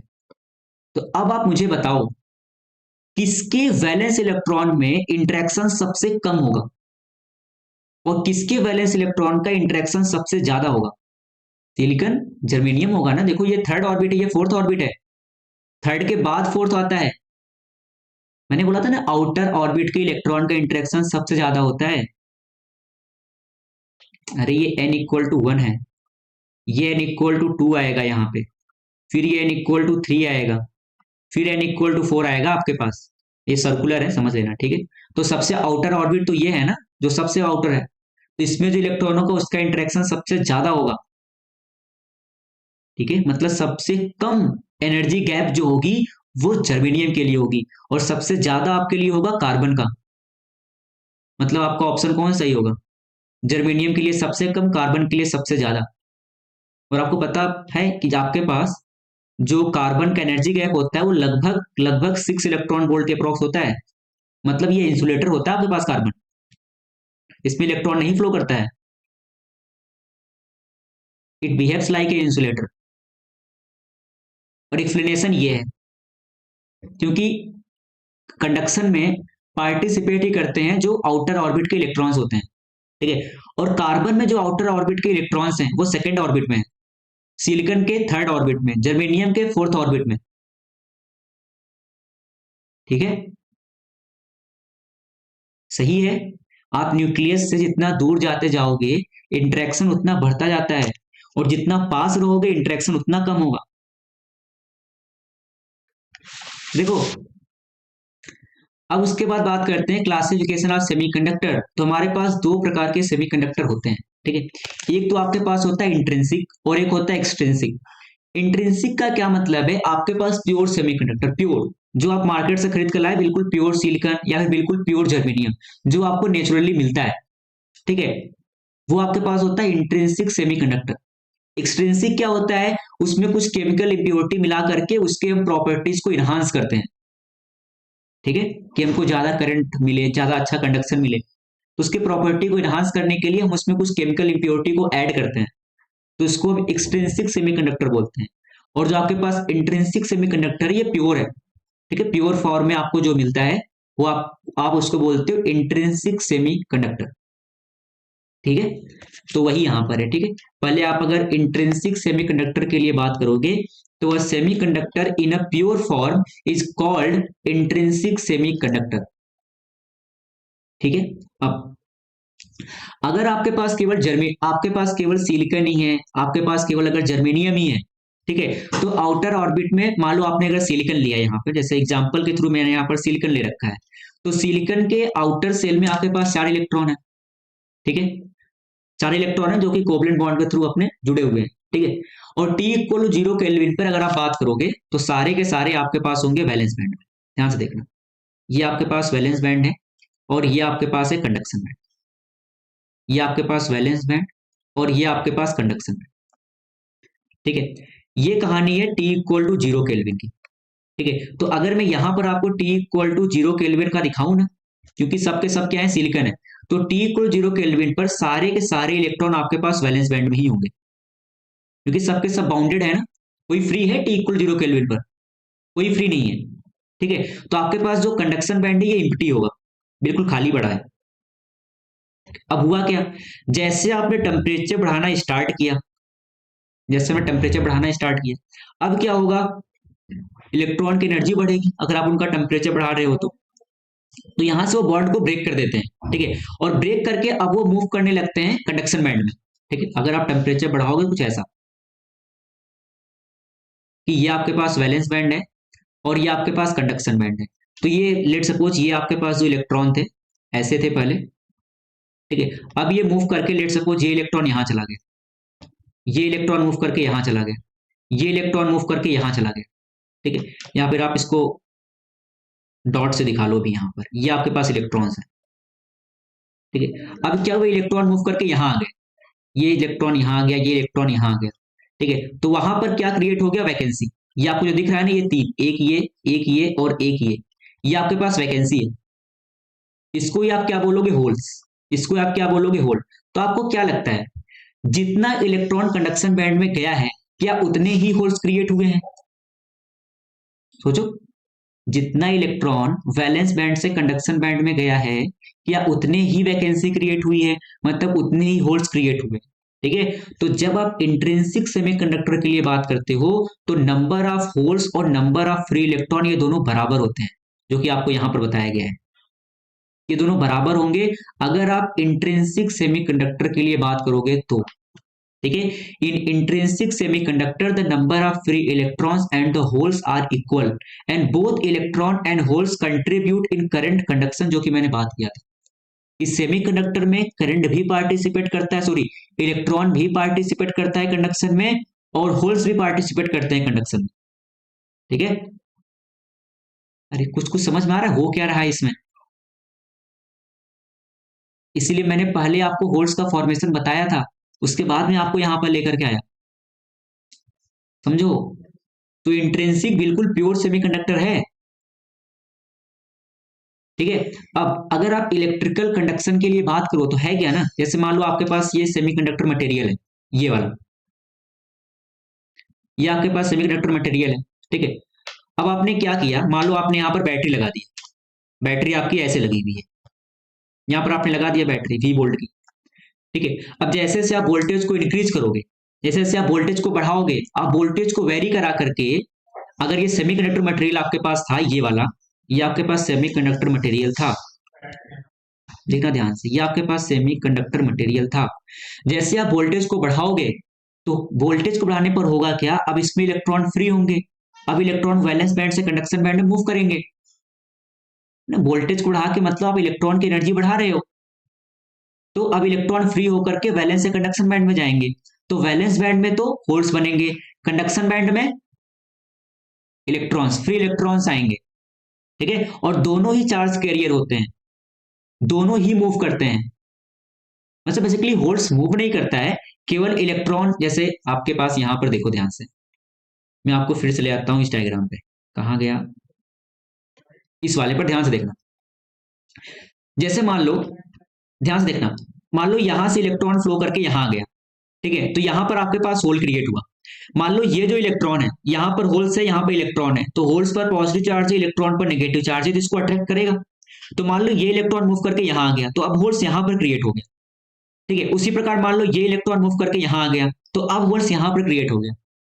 असलियत में होल्स नहीं मूव कर रहा है, मूव तो आपका इलेक्ट्रॉन ही कर रहा है, ठीक है, लेकिन इलेक्ट्रॉन जिस डायरेक्शन में मूव किया उसके अपोजिट डायरेक्शन में होल्स क्रिएट हो गए। तो हमेशा बोलते हैं कि फिर होल्स के पास ही मोबिलिटी आ चुकी है, ठीक है, वो भी इस पूरे स्ट्रक्चर में मूव कर रहा है। तो इसीलिए हम इसको भी एज ए चार्ज कैरियर ही लेते हैं कि आपके पास होल्स भी चार्ज कैरियर है, आपके इलेक्ट्रॉन भी चार्ज कैरियर है। होल्स आपके पास वैलेंस बैंड में होगा, इलेक्ट्रॉन आपके पास कंडक्शन बैंड में होगा, और दोनों ही कंडक्शन में पार्टिसिपेट करेंगे, मतलब दोनों की वजह से करंट फ्लो होगा, ठीक है। अब वही कहानी है यहां पर भी, कहाँ गए यहाँ पे, कि जब आप करंट के बारे में बात करोगे, इलेक्ट्रिकल कंडक्शन के बारे में बात करोगे, तो अगर आप एक सेमीकंडक्टर मटेरियल को आपने बैटरी से कनेक्ट कर दिया, तो आपने किया कि आपने वोल्टेज को बढ़ाया, तो इलेक्ट्रॉन की एनर्जी बढ़ी। तो अब यहाँ पे इलेक्ट्रॉन्स क्या करेंगे, जो वैलेंस बैंड में होंगे वो कंडक्शन बैंड में मूव करेंगे। तो कंडक्शन बैंड में फ्री इलेक्ट्रॉन, वैलेंस बैंड में होल्स, उनकी वजह से कंडक्शन होना स्टार्ट होगा, ठीक है। तो आपको समझ में आ रहा है कि देखो करंट तो ऐसे फ्लो करेगा कि बैटरी ऐसे है। इसका मतलब क्या है, इसका मतलब ये है कि इलेक्ट्रॉन तो आपका मूव कर रहा होगा इधर, इलेक्ट्रॉन आपका मूव कर रहा होगा इधर, ठीक है, और होल्स आपके मूव कर रहे होंगे इस डायरेक्शन। तो आपके पास जो टोटल करंट होगा आई, आई वो आपके पास बराबर होगा आई ई और प्लस आई एच, इसके बराबर होगा, ठीक है। सेमीकंडक्टर में जो आपके पास करंट फ्लो करता है उसमें इलेक्ट्रॉन की वजह से भी करंट आता है और होल्स की वजह से भी करंट आता है, ठीक है। आई थिंक ये समझ में आ गया हो, ठीक है। और अगर आप इंट्रेंसिक के लिए बात कर रहे हो, तो इंट्रेंसिक सेमीकंडक्टर में जितने नंबर ऑफ फ्री इलेक्ट्रॉन्स हैं उतने नंबर ऑफ होल्स भी हैं, मतलब दोनों की वजह से सेम अमाउंट ऑफ करंट है यहाँ पे इंट्रेंसिक के केस में, ठीक है। अब आपके पास आता है एक्सट्रिंसिक सेमीकंडक्टर, ठीक है। एक्सट्रिंसिक सेमीकंडक्टर में क्या होता है, डोपिंग करते हो, ठीक है। तो अगर आप एन टाइप के लिए बात करो, बेसिकली ना ये एक पार्ट है आपके पास एक्सट्रिंसिक का। एक्सट्रिंसिक सेमीकंडक्टर आपके पास बेसिकली दो टाइप है इसके, एक आपके पास एन टाइप है और दूसरा आपके पास पी टाइप है। जब आप क्लासिफिकेशन करते हो ना सेमीकंडक्टर की, तो एक तो आपके पास हो गया इंट्रिंसिक, दूसरा आपके पास क्या है, एक्सट्रिंसिक। एक्सट्रिंसिक सेमीकंडक्टर का मतलब है डोपिंग, डोप्ड सेमीकंडक्टर इसका नाम है, ठीक है। कि आपके पास जो प्योर सेमीकंडक्टर था, आपके पास जो प्योर सेमीकंडक्टर था, आपने इसकी प्रॉपर्टी को इन्हांस करने के लिए इसमें कुछ केमिकल इंप्योरिटी को ऐड कर दिया, कुछ केमिकल इंप्योरिटी को ऐड कर दिया, ठीक है। तो अब ये हो गया आपके पास एक्सट्रिंसिक सेमीकंडक्टर, एक्सट्रिंसिक सेमीकंडक्टर, ठीक है। अब बेस्ड अपॉन द इंप्योरिटी, ठीक है, based upon the impurity, again इसके दो टाइप्स हैं, एक एन टाइप और आपके पास एक पी टाइप, ठीक है। अगर आपने पेंटावैलेंट इंप्योरिटी का यूज किया है, पेंटावैलेंट इंप्योरिटी मतलब जिनके आउटर सेल में 5 इलेक्ट्रॉन है, ठीक है, जिनके आउटर सेल में 5 इलेक्ट्रॉन है, ठीक है, तो उस टाइप के एक्सट्रिंसिक सेमीकंडक्टर को आप बोलोगे एन टाइप, ठीक है। आप सोचो खुद ही, silicon it is a semiconductor, इसके आउटर इलेक्ट्रॉन, आउटर सेल में, आउटर ऑर्बिट में आपके पास है 4 इलेक्ट्रॉन, ठीक है। अगर आपने इसमें पेंटावैलेंट इंप्योरिटी को ऐड किया, तो पेंटावैलेंट इंप्योरिटी के आउटर सेल में है 5 इलेक्ट्रॉन, तो 4 इलेक्ट्रॉन तो क्या करेंगे, कोवलेंट बॉन्ड बना लेंगे, एक इलेक्ट्रॉन क्या रहेगा, फ्री रहेगा, एक इलेक्ट्रॉन क्या रहेगा, फ्री रहेगा, ठीक है। तो इसी वजह से इसका नाम है एन टाइप, इलेक्ट्रॉन मतलब नेगेटिव चार्ज, ठीक है। तो आप वैसे याद रख सकते हो कि एन टाइप में आपके पास पेंटावैलेंट इंप्योरिटी होती है, ठीक है। और पी टाइप में क्या है, ट्राईवैलेंट इंप्योरिटी है। ट्राईवैलेंट इंप्योरिटी क्या मतलब है, जिसके आउटर सेल में आपके पास केवल 3 ही इलेक्ट्रॉन है, ठीक है, और सिलिकॉन के आउटर में 4 है, क्योंकि आप इसको मिलाओगे तो सिलिकॉन और जर्मेनियम में ही, तो सिलिकॉन के आउटर में है 4, ट्राईवैलेंट के हैं 3, तो 3 तो बना लिए कोवलेंट बॉन्डिंग, और एक आपके पास क्या बच गया, होल्स, ठीक है, एक आपके पास होल्स एक्स्ट्रा रह जाएगा, तो इसमें आपके पास होल्स का मतलब क्या है, पॉजिटिव चार्ज, ठीक है। तो इसीलिए इसका नाम पड़ गया पी टाइप, ठीक है। अब आपको पता होना चाहिए ट्राईवैलेंट और पेंटावैलेंट इंप्योरिटी क्या होती है। जैसे पेंटावैलेंट इंप्योरिटी मतलब जिसके आउटर में 5 इलेक्ट्रॉन है, फास्फोरस, ठीक है, आर्सेनिक, बिस्मिथ, ठीक है, और ट्राईवैलेंट जिसके में 3 है, गैलियम, बेरियम, इंडियम और एल्यूमिनियम, ठीक है, तो ये इम्प्योरिटी भी याद रखना, ट्राईवेलेंट और पेंटावेलेंट। ठीक है, ये भी पूछा जा सकता है। और ये जो नीचे लिखा हुआ इसके बारे में बाद में बात करता हूँ।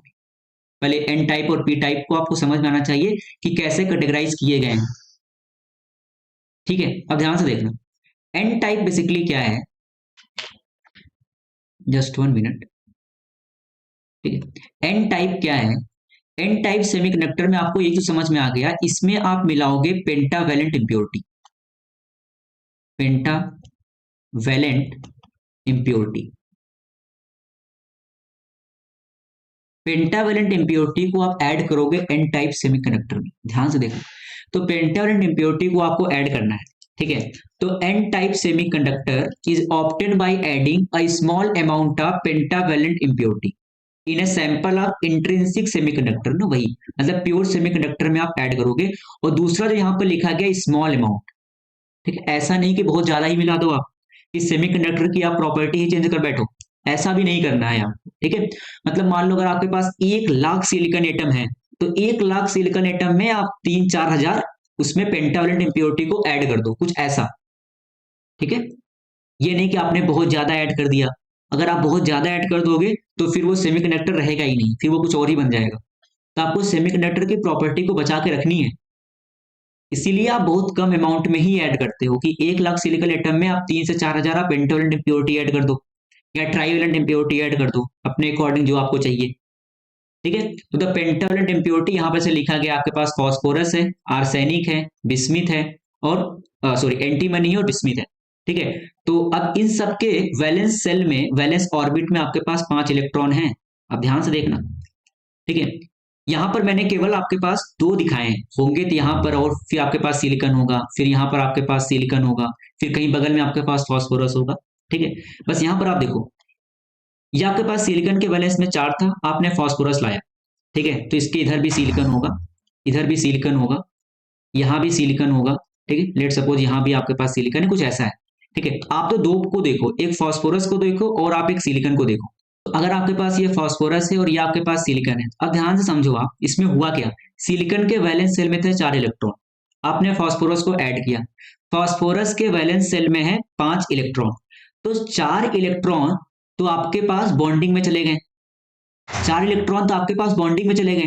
अब जो एक इलेक्ट्रॉन बच गया है ना, जो आपको यहां पर दिख रहा है, ये वाला इलेक्ट्रॉन, ये वाला, ये बेसिकली होता है फ्री इलेक्ट्रॉन, इसको आप बोलते हो फ्री इलेक्ट्रॉन। ठीक है, इसको आप क्या बोलते हैं, फ्री इलेक्ट्रॉन। अरे ठीक है, जो आपके पास एक इलेक्ट्रॉन बच गया उसको आप बोलते हो फ्री इलेक्ट्रॉन। अब ये जो आपके पास फ्री इलेक्ट्रॉन है ना, ये फ्री इलेक्ट्रॉन बड़े आसानी से कंडक्शन बैंड में चला जाता है। क्यों? क्योंकि जो डोनर लेवल होता है ना, मतलब जहां पर ये इलेक्ट्रॉन पाए जाएंगे, वो कंडक्शन बैंड के बहुत पास में होता है, वो कंडक्शन बैंड के बहुत पास में होता है। ये जो फ्री इलेक्ट्रॉन है ना, ये जिस लेवल में पाए जाएंगे उसको आप बोलते हो डोनर लेवल। ठीक है, और वो आपके पास कंडक्शन बैंड के बहुत पास में होगा, मतलब कंडक्शन बैंड और डोनर लेवल के बीच में जो एनर्जी गैप होगा, आप समझ लो कि सिलिकॉन के लिए कुछ 0.001 इलेक्ट्रॉन वोल्ट के अप्रॉक्स होता है, और जर्मेनियम के लिए कुछ 0.005 इलेक्ट्रॉन वोल्ट के अप्रॉक्स होता है। अभी हम देखेंगे उसको, तो ठीक है, अभी बस आपको ये समझ में आना चाहिए कि आपने जब पेंटावेलेंट इम्प्योरिटी मिलाया, तो पेंटावेलेंट इम्प्योरिटी का मतलब है कि उसके आउटर में है 5 इलेक्ट्रॉन। ठीक है, 4 इलेक्ट्रॉन तो सिलिकॉन के साथ बॉन्डिंग में चले गए। अब एक जो इलेक्ट्रॉन बचा फ्री इलेक्ट्रॉन, उसको आप बड़े आसानी से कंडक्शन बैंड में भेज सकते हो, बड़े आसानी से, बहुत कम अमाउंट ऑफ एनर्जी देकर के आप उसको कंडक्शन बैंड में भेज सकते हो। क्योंकि ये जो फ्री इलेक्ट्रॉन्स जिस लेवल में पाए जाते हैं, वो कंडक्शन बैंड के बहुत पास में होता है, तो बड़े आसानी से आप इसको भेज सकते हो। कहाँ पे? कंडक्शन बैंड में। ठीक है, तो वैलेंस बैंड में आपके पास होल्स आ जाएगा, और कंडक्शन बैंड जो भी है, अभी समझना है यहाँ पे पहली बात तो ये वही है, पहली बात आप समझना। ठीक है, यहाँ पर वही दिखाया गया है कि एन टाइप सेमीकंडक्टर में क्या है। ठीक है, ये आपके पास जो दिखाए गए हैं that is the free electrons, ये आपके पास क्या है, फ्री इलेक्ट्रॉन्स है, ई मोबाइल पॉजिटिव आयंस इंप्योरिटी। ध्यान से भी समझना। अभी तो बस आप ये समझो कि आपके पास जो एक्स्ट्रा इलेक्ट्रॉन बचा, ठीक है, वो कंडक्शन बैंड के बहुत पास में है, और बहुत ही कम अमाउंट ऑफ एनर्जी दे करके आप उसको कंडक्शन बैंड में भेज सकते हो। ठीक है, आप उसको कंडक्शन बैंड में भेज सकते हो। ठीक है, यहां पर देखना। ठीक है, अब ये देखो, ये आपके पास डोनर लेवल है, ये वाला, ये जो मैंने बना रखा है ना, मैं इसको बगल में बनाता हूँ, आपको देखना और अच्छे तरीके से समझ में आएगा। ये आपके पास था कंडक्शन बैंड, ये आपके पास है कंडक्शन बैंड, ठीक है, और ये आपके पास है वैलेंस बैंड, ये आपके पास है वैलेंस बैंड, ठीक है। और आपका जो डोनर लेवल है वो यहां पर है, ये जो फ्री इलेक्ट्रॉन्स थे ना वो इसमें प्रेजेंट होते हैं, ये आपके पास जो है that is a donor level, जिसको ये बोल रहा है डोनर लेवल। इसमें आपके पास ये फ्री इलेक्ट्रॉन प्रेजेंट थे, जो एक एक आपके पास एक्स्ट्रा बच रहे थे, और आपने एक आर्सेनिक थोड़ी ना मिलाया होगा, आपने तो बहुत मिलाया होगा, ठीक है। तो अब कंडक्शन बैंड और डोनर लेवल के बीच का जो गैप है आप वो देखो, जर्मेनियम के लिए 0.001 इलेक्ट्रॉन वोल्ट है, और सिलिकॉन के लिए 0.005 इलेक्ट्रॉन वोल्ट है। मतलब ये बहुत कम अमाउंट ऑफ एनर्जी है। बड़े आसानी से आप इस इलेक्ट्रॉन को आप यहां पर भेज सकते हो, बड़े आसानी से। सोचो आप, भेज सकते हो नहीं भेज सकते हो? भेज सकते हो, क्योंकि बहुत कम अमाउंट ऑफ एनर्जी चाहिए। लगभग ये सारे इलेक्ट्रॉन कंडक्शन बैंड में ही होते हैं। तो अब हुआ क्या, कंडक्शन बैंड में इलेक्ट्रॉन बढ़ गए, कंडक्शन बैंड में क्या हुआ, इलेक्ट्रॉन बढ़ गए।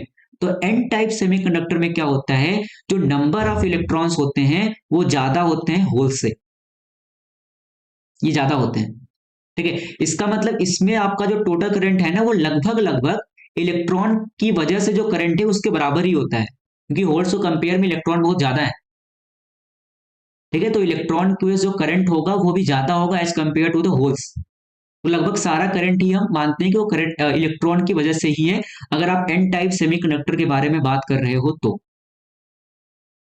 ठीक है। समझ में आया होगा कुछ ना कुछ तो, ठीक है। उसके बाद देखना यहाँ पे जो मैंने बोला वही सब लिखा गया है कि the impurity pentavalent atoms are called donor atom, जो मैंने बोला था कि आप इसको डोनर इम्प्योरिटी बोलते हो, क्यों, because they donate the conduction electrons inside the crystal, ठीक है। फॉलोइंग पॉइंट जो कि आपको याद रखना है, जैसे इलेक्ट्रॉन मेजोरिटी में होंगे, electron charge carrier are in majority and holes are in minority, ठीक है। मतलब नंबर ऑफ इलेक्ट्रॉन ज्यादा होगा नंबर ऑफ होल से। तो आपको याद रखना है कि एन टाइप में आपने क्या किया, पेंटावेलेंट इम्प्योरिटी का आप यूज करोगे, पहली बात पेंटावेलेंट इम्प्योरिटी का यूज करोगे, ठीक है। और इसमें नंबर ऑफ इलेक्ट्रॉन ज्यादा होंगे नंबर ऑफ होल से, ये भी आपको याद रखना है।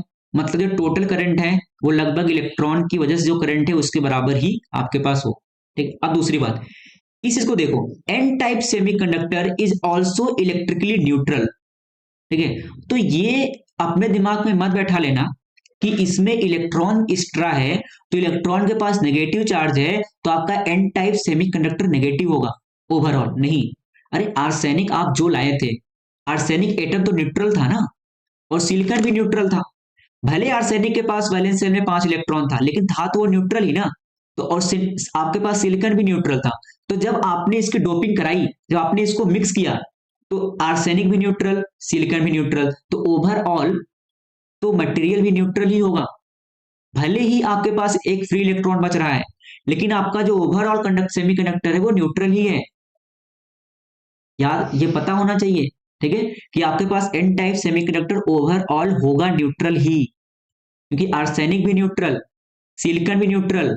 तो आपने जब इनको डोपिंग करा करके बनाया, तो वो जो बना आपके पास सेमीकंडक्टर एक्सट्रिंसिक वो भी न्यूट्रल ही होगा, भले ही आर्सेनिक में एक वैलेंस इलेक्ट्रॉन ज्यादा था, ठीक है। वो तो कंडक्शन में पार्टिसिपेट करेगा, वो अलग चीज है, न्यूट्रल अलग चीज है, ठीक है। तो N type semiconductor is also electrically neutral, ठीक है।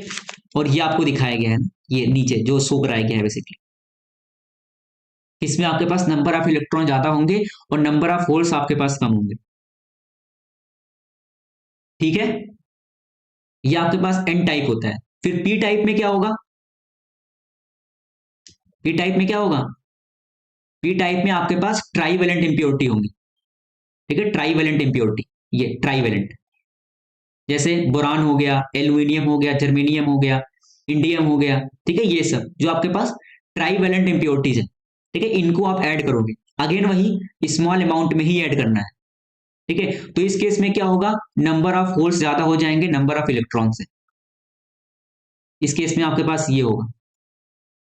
बेसिकली हुआ क्या ना कि अब देखो सिलिकॉन के पास तो ये वैलेंस में 4, एल्यूमिनियम के पास है 3, तो 3 तो कोवलेंट में चले गए।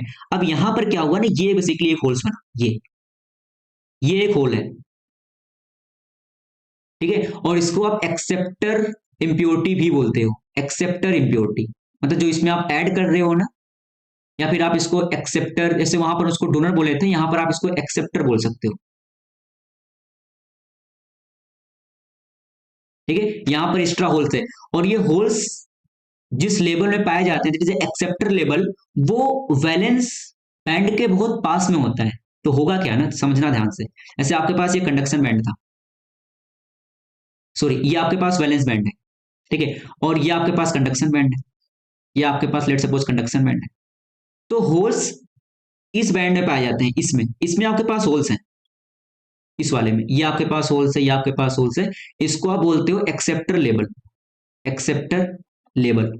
अब आपको क्या पता है, करंट में पार्टिसिपेट करते हैं इलेक्ट्रॉन और होल्स, वो भी कौन से इलेक्ट्रॉन, जो फ्री इलेक्ट्रॉन होते हैं कंडक्शन बैंड में, और कौन से होल्स, जो वैलेंस बैंड में होते हैं, ठीक है। अब होगा क्या ना, अगेन ये जो आपके पास एक्सेप्टर लेवल है जिसमें सब होल्स प्रेजेंट हैं, ये वैलेंस बैंड के बहुत पास में होता है। इनके बीच में अगेन वही एनर्जी गैप होता है जो भी हमने पहले बात किया था, कि जर्मेनियम के लिए 0.001, सिलिकॉन के लिए 0.005, ठीक है। तो यहां से जो इलेक्ट्रॉन थे ना, यहां पर जो इलेक्ट्रॉन था, यहां पर जो इलेक्ट्रॉन था, यहां पर जो इलेक्ट्रॉन था, ये बड़े आसानी से यहां मूव कर जाते हैं, यहाँ पे। तो हुआ क्या, अगर ये यहां पर मूव कर गए तो इलेक्ट्रॉन तो यहां पहुंच गए आप, और यहां पर क्या क्रिएट कर बैठे हैं, होल्स। यहां पर क्या क्रिएट कर दिए, होल्स। तो देखो इस केस में होल्स बढ़े कि नहीं बढ़े, बढ़ गए होल्स।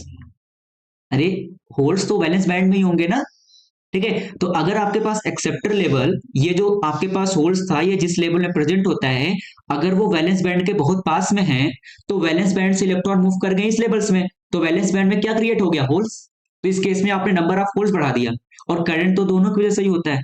तो इस केस में आपके पास जो टोटल करंट होगा, वो लगभग होल्स के करंट के बराबर ही होता है, पी टाइप में, ठीक है। तो वही यहां पर लिखा गया है, ठीक है, ध्यान से देखना यहाँ पे। तो यहाँ पर वही है कि आपके पास इलेक्ट्रॉन इस केस में माइनॉरिटी में होंगे, और आपके पास मेजोरिटी में कौन हो जाएंगे, होल्स, क्योंकि ये एक्सेप्टर लेवल आपके पास बहुत पास में है।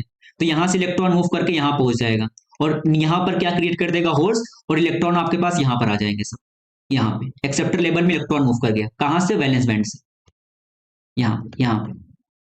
इस केस में आपके पास मेजोरिटी में होंगे होल्स, और होल्स होंगे तो वैलेंस बैंड में ही, और माइनॉरिटी में कौन होगा, फ्री इलेक्ट्रॉन। तो NH इस केस में ज्यादा होता है Ne से, ठीक है, पहली बात। और आप ट्राईवेलेंट इम्प्योरिटी का यूज करते हो, ठीक है। अब यहां पर भी वही सारी कहानी लिखी गई है कि ये trivalent impurity atoms are called acceptor atom, जो मैंने अभी बताया था, ठीक है, because they create holes which accept the electron.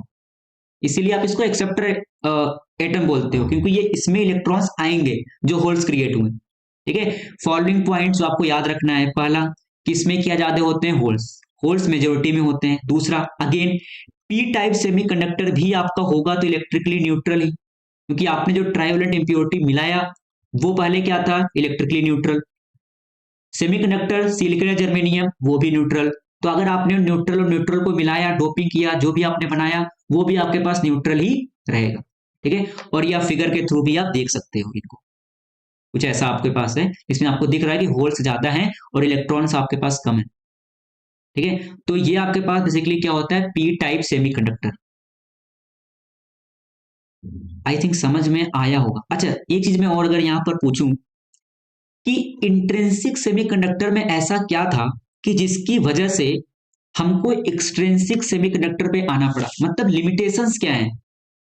अगर मैं लिमिटेशंस के बारे में बात करूं इंट्रिंसिक के, कोई बता सकता है अभी तक जितना उसको समझ में आया, लिमिटेशंस क्या हैं इंट्रिंसिक सेमीकंडक्टर के, लिमिटेशन ऑफ इंट्रिंसिक सेमीकंडक्टर, बता सकता है कोई, क्या लिमिटेशंस हो सकते हैं इंट्रिंसिक सेमीकंडक्टर के। आप सोचो, इंट्रिंसिक सेमीकंडक्टर का मतलब है प्योर सेमीकंडक्टर, मतलब T इक्वल टू 0 केल्विन पे सारे इलेक्ट्रॉन आपके पास वैलेंस बैंड में थे।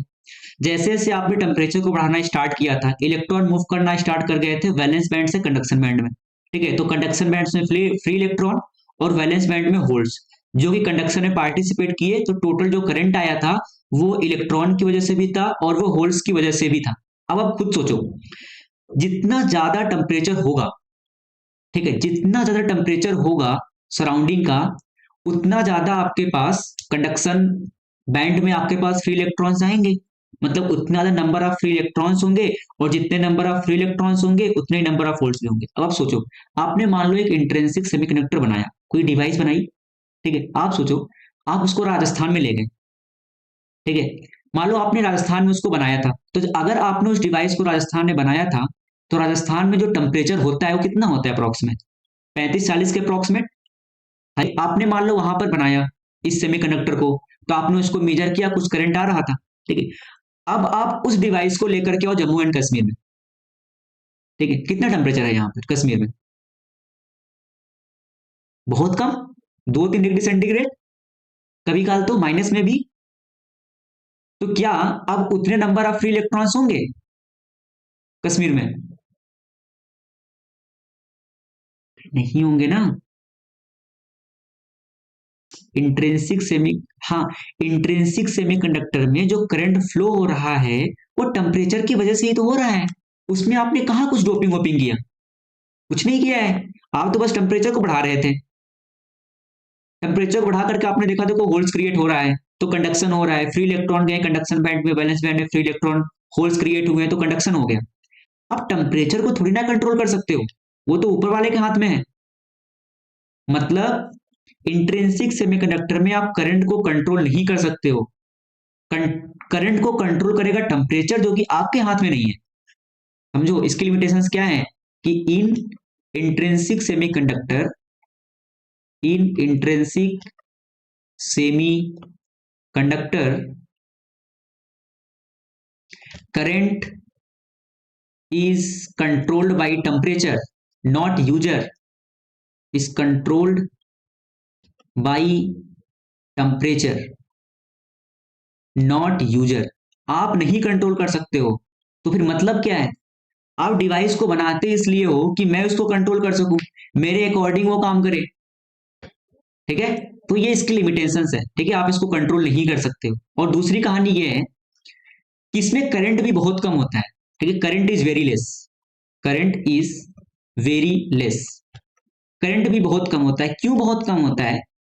क्योंकि जो आपके पास फ्री इलेक्ट्रॉन्स हैं और जो आपके पास नंबर ऑफ होल्स हैं वो बहुत कम होते हैं, ठीक है, एनी और एनएच बराबर तो होते हैं नो डाउट, लेकिन इनका नंबर बहुत कम होता है, ठीक है, ये बहुत कम नंबर में प्रेजेंट होते हैं, तो आपको ज्यादा इलेक्ट्रॉन भी नहीं मिलता है, ठीक है, hence gives a poor efficiency, gives a poor efficiency, क्योंकि आपके पास बहुत ज्यादा नंबर ऑफ फ्री इलेक्ट्रॉन्स और होल्स होते नहीं है, तो करंट भी आपको कम मिलेगा, और आप इसमें करंट को कंट्रोल भी नहीं कर सकते हो, वो टेम्परेचर के थ्रू ही कंट्रोल होगा, ठीक है, तो ये सब रीजन है कि आप फिर इंट्रिंसिक सेमीकंडक्टर की तरफ मूव कर गए। चलो ये तो बता सकते हो अभी तक जो भी समझ में आया था, कि इन एन टाइप सिलिकन, मतलब एन टाइप सेमीकंडक्टर के बारे में आप बात कर रहे हो, तो कौन सा स्टेटमेंट सही है? एन टाइप, एन टाइप में आपके पास होते हैं पेंटावैलेंट इंप्योरिटी, पहली बात, ठीक है, आपके पास होती है पेंटावैलेंट इंप्योरिटी, ठीक है, और इसमें क्या होता है, नंबर ऑफ इलेक्ट्रॉन ज्यादा होता है नंबर ऑफ होल से, ठीक है, और ओवरऑल आपका जो सेमीकंडक्टर है वो रहेगा न्यूट्रली, ये भी आपको पता है। अब आप देखो, electrons are majority carriers and trivalent atom are dopant, नहीं ट्राईवैलेंट नहीं, यहीं से खत्म होगी कहानी, आप पेंटावैलेंट यूज करते हो, ठीक है, तो यहां भी ट्राईवैलेंट है, तो ये भी खत्म हो गया, ठीक है। अब मेजोरिटी में कौन है? माइनॉरिटी में आपके पास कौन है? होल्स, तो इसने बोला इलेक्ट्रॉन्स आर इन माइनॉरिटी, ये भी नहीं है, ये सही है। देखो होल्स आपके पास माइनॉरिटी चार्ज कैरियर्स होंगे, और पेंटावैलेंट एटम आप यहां पर यूज करोगे एज ए डोपेंट, ठीक है, तो option C is the right option, ठीक है। उसी प्रकार देखो जैसे आपके पास ये है, अगर आप पी टाइप के लिए बात करोगे, तो पी टाइप में आपके पास होती है ट्राईवैलेंट, ठीक है, और इसमें नंबर ऑफ होल्स ज्यादा होते हैं नंबर ऑफ इलेक्ट्रॉन से, ठीक है, तो पहली बात तो ट्राईवैलेंट, तो बी और सी तो ऐसे ही खत्म हो गया, ठीक है, और मेजोरिटी किसकी है? होल्स की है, तो holes are in majority carriers and trivalent atoms are dopant, ठीक। बहुत इजी क्वेश्चन बनते हैं सेमीकंडक्टर पे। उसके बाद देखो जैसे ये है, ठीक है, इसके बारे में चलो हमने बात भी कर लिया है, ये तो हो ही गया है हमारे हमसे कि इसका ऑप्शन कौन सा था, सी ऑप्शन था, है ना, कि आपके पास जो फ्री इलेक्ट्रॉन्स थे वो कार्बन में थे सेकंड ऑर्बिट में, सिलिकॉन में थर्ड और जर्मेनियम में फोर्थ। तो न्यूक्लियस के सबसे ज्यादा पास में कार्बन के फ्री इलेक्ट्रॉन्स थे, तो सबसे ज्यादा बाउंडेड थे ना, valence electron not free electrons, तो उसमें एनर्जी गैप सबसे ज्यादा था। ठीक है, और ये एक चेकलिस्ट है, वही जो अभी तक हमने पढ़ा ये सब, कि आपके पास इंट्रिंसिक सेमीकंडक्टर में क्या है, जितने देखो वैलेंस बैंड से कंडक्शन बैंड में इलेक्ट्रॉन मूव करेंगे उतने ही होल्स बनेंगे। मतलब इस केस में आपके पास Ni और NH दोनों बराबर होते हैं। ठीक है, और ये Ni क्या है, अभी मैं इसके बारे में बात कर लूंगा। Basically it is an intrinsic concentration.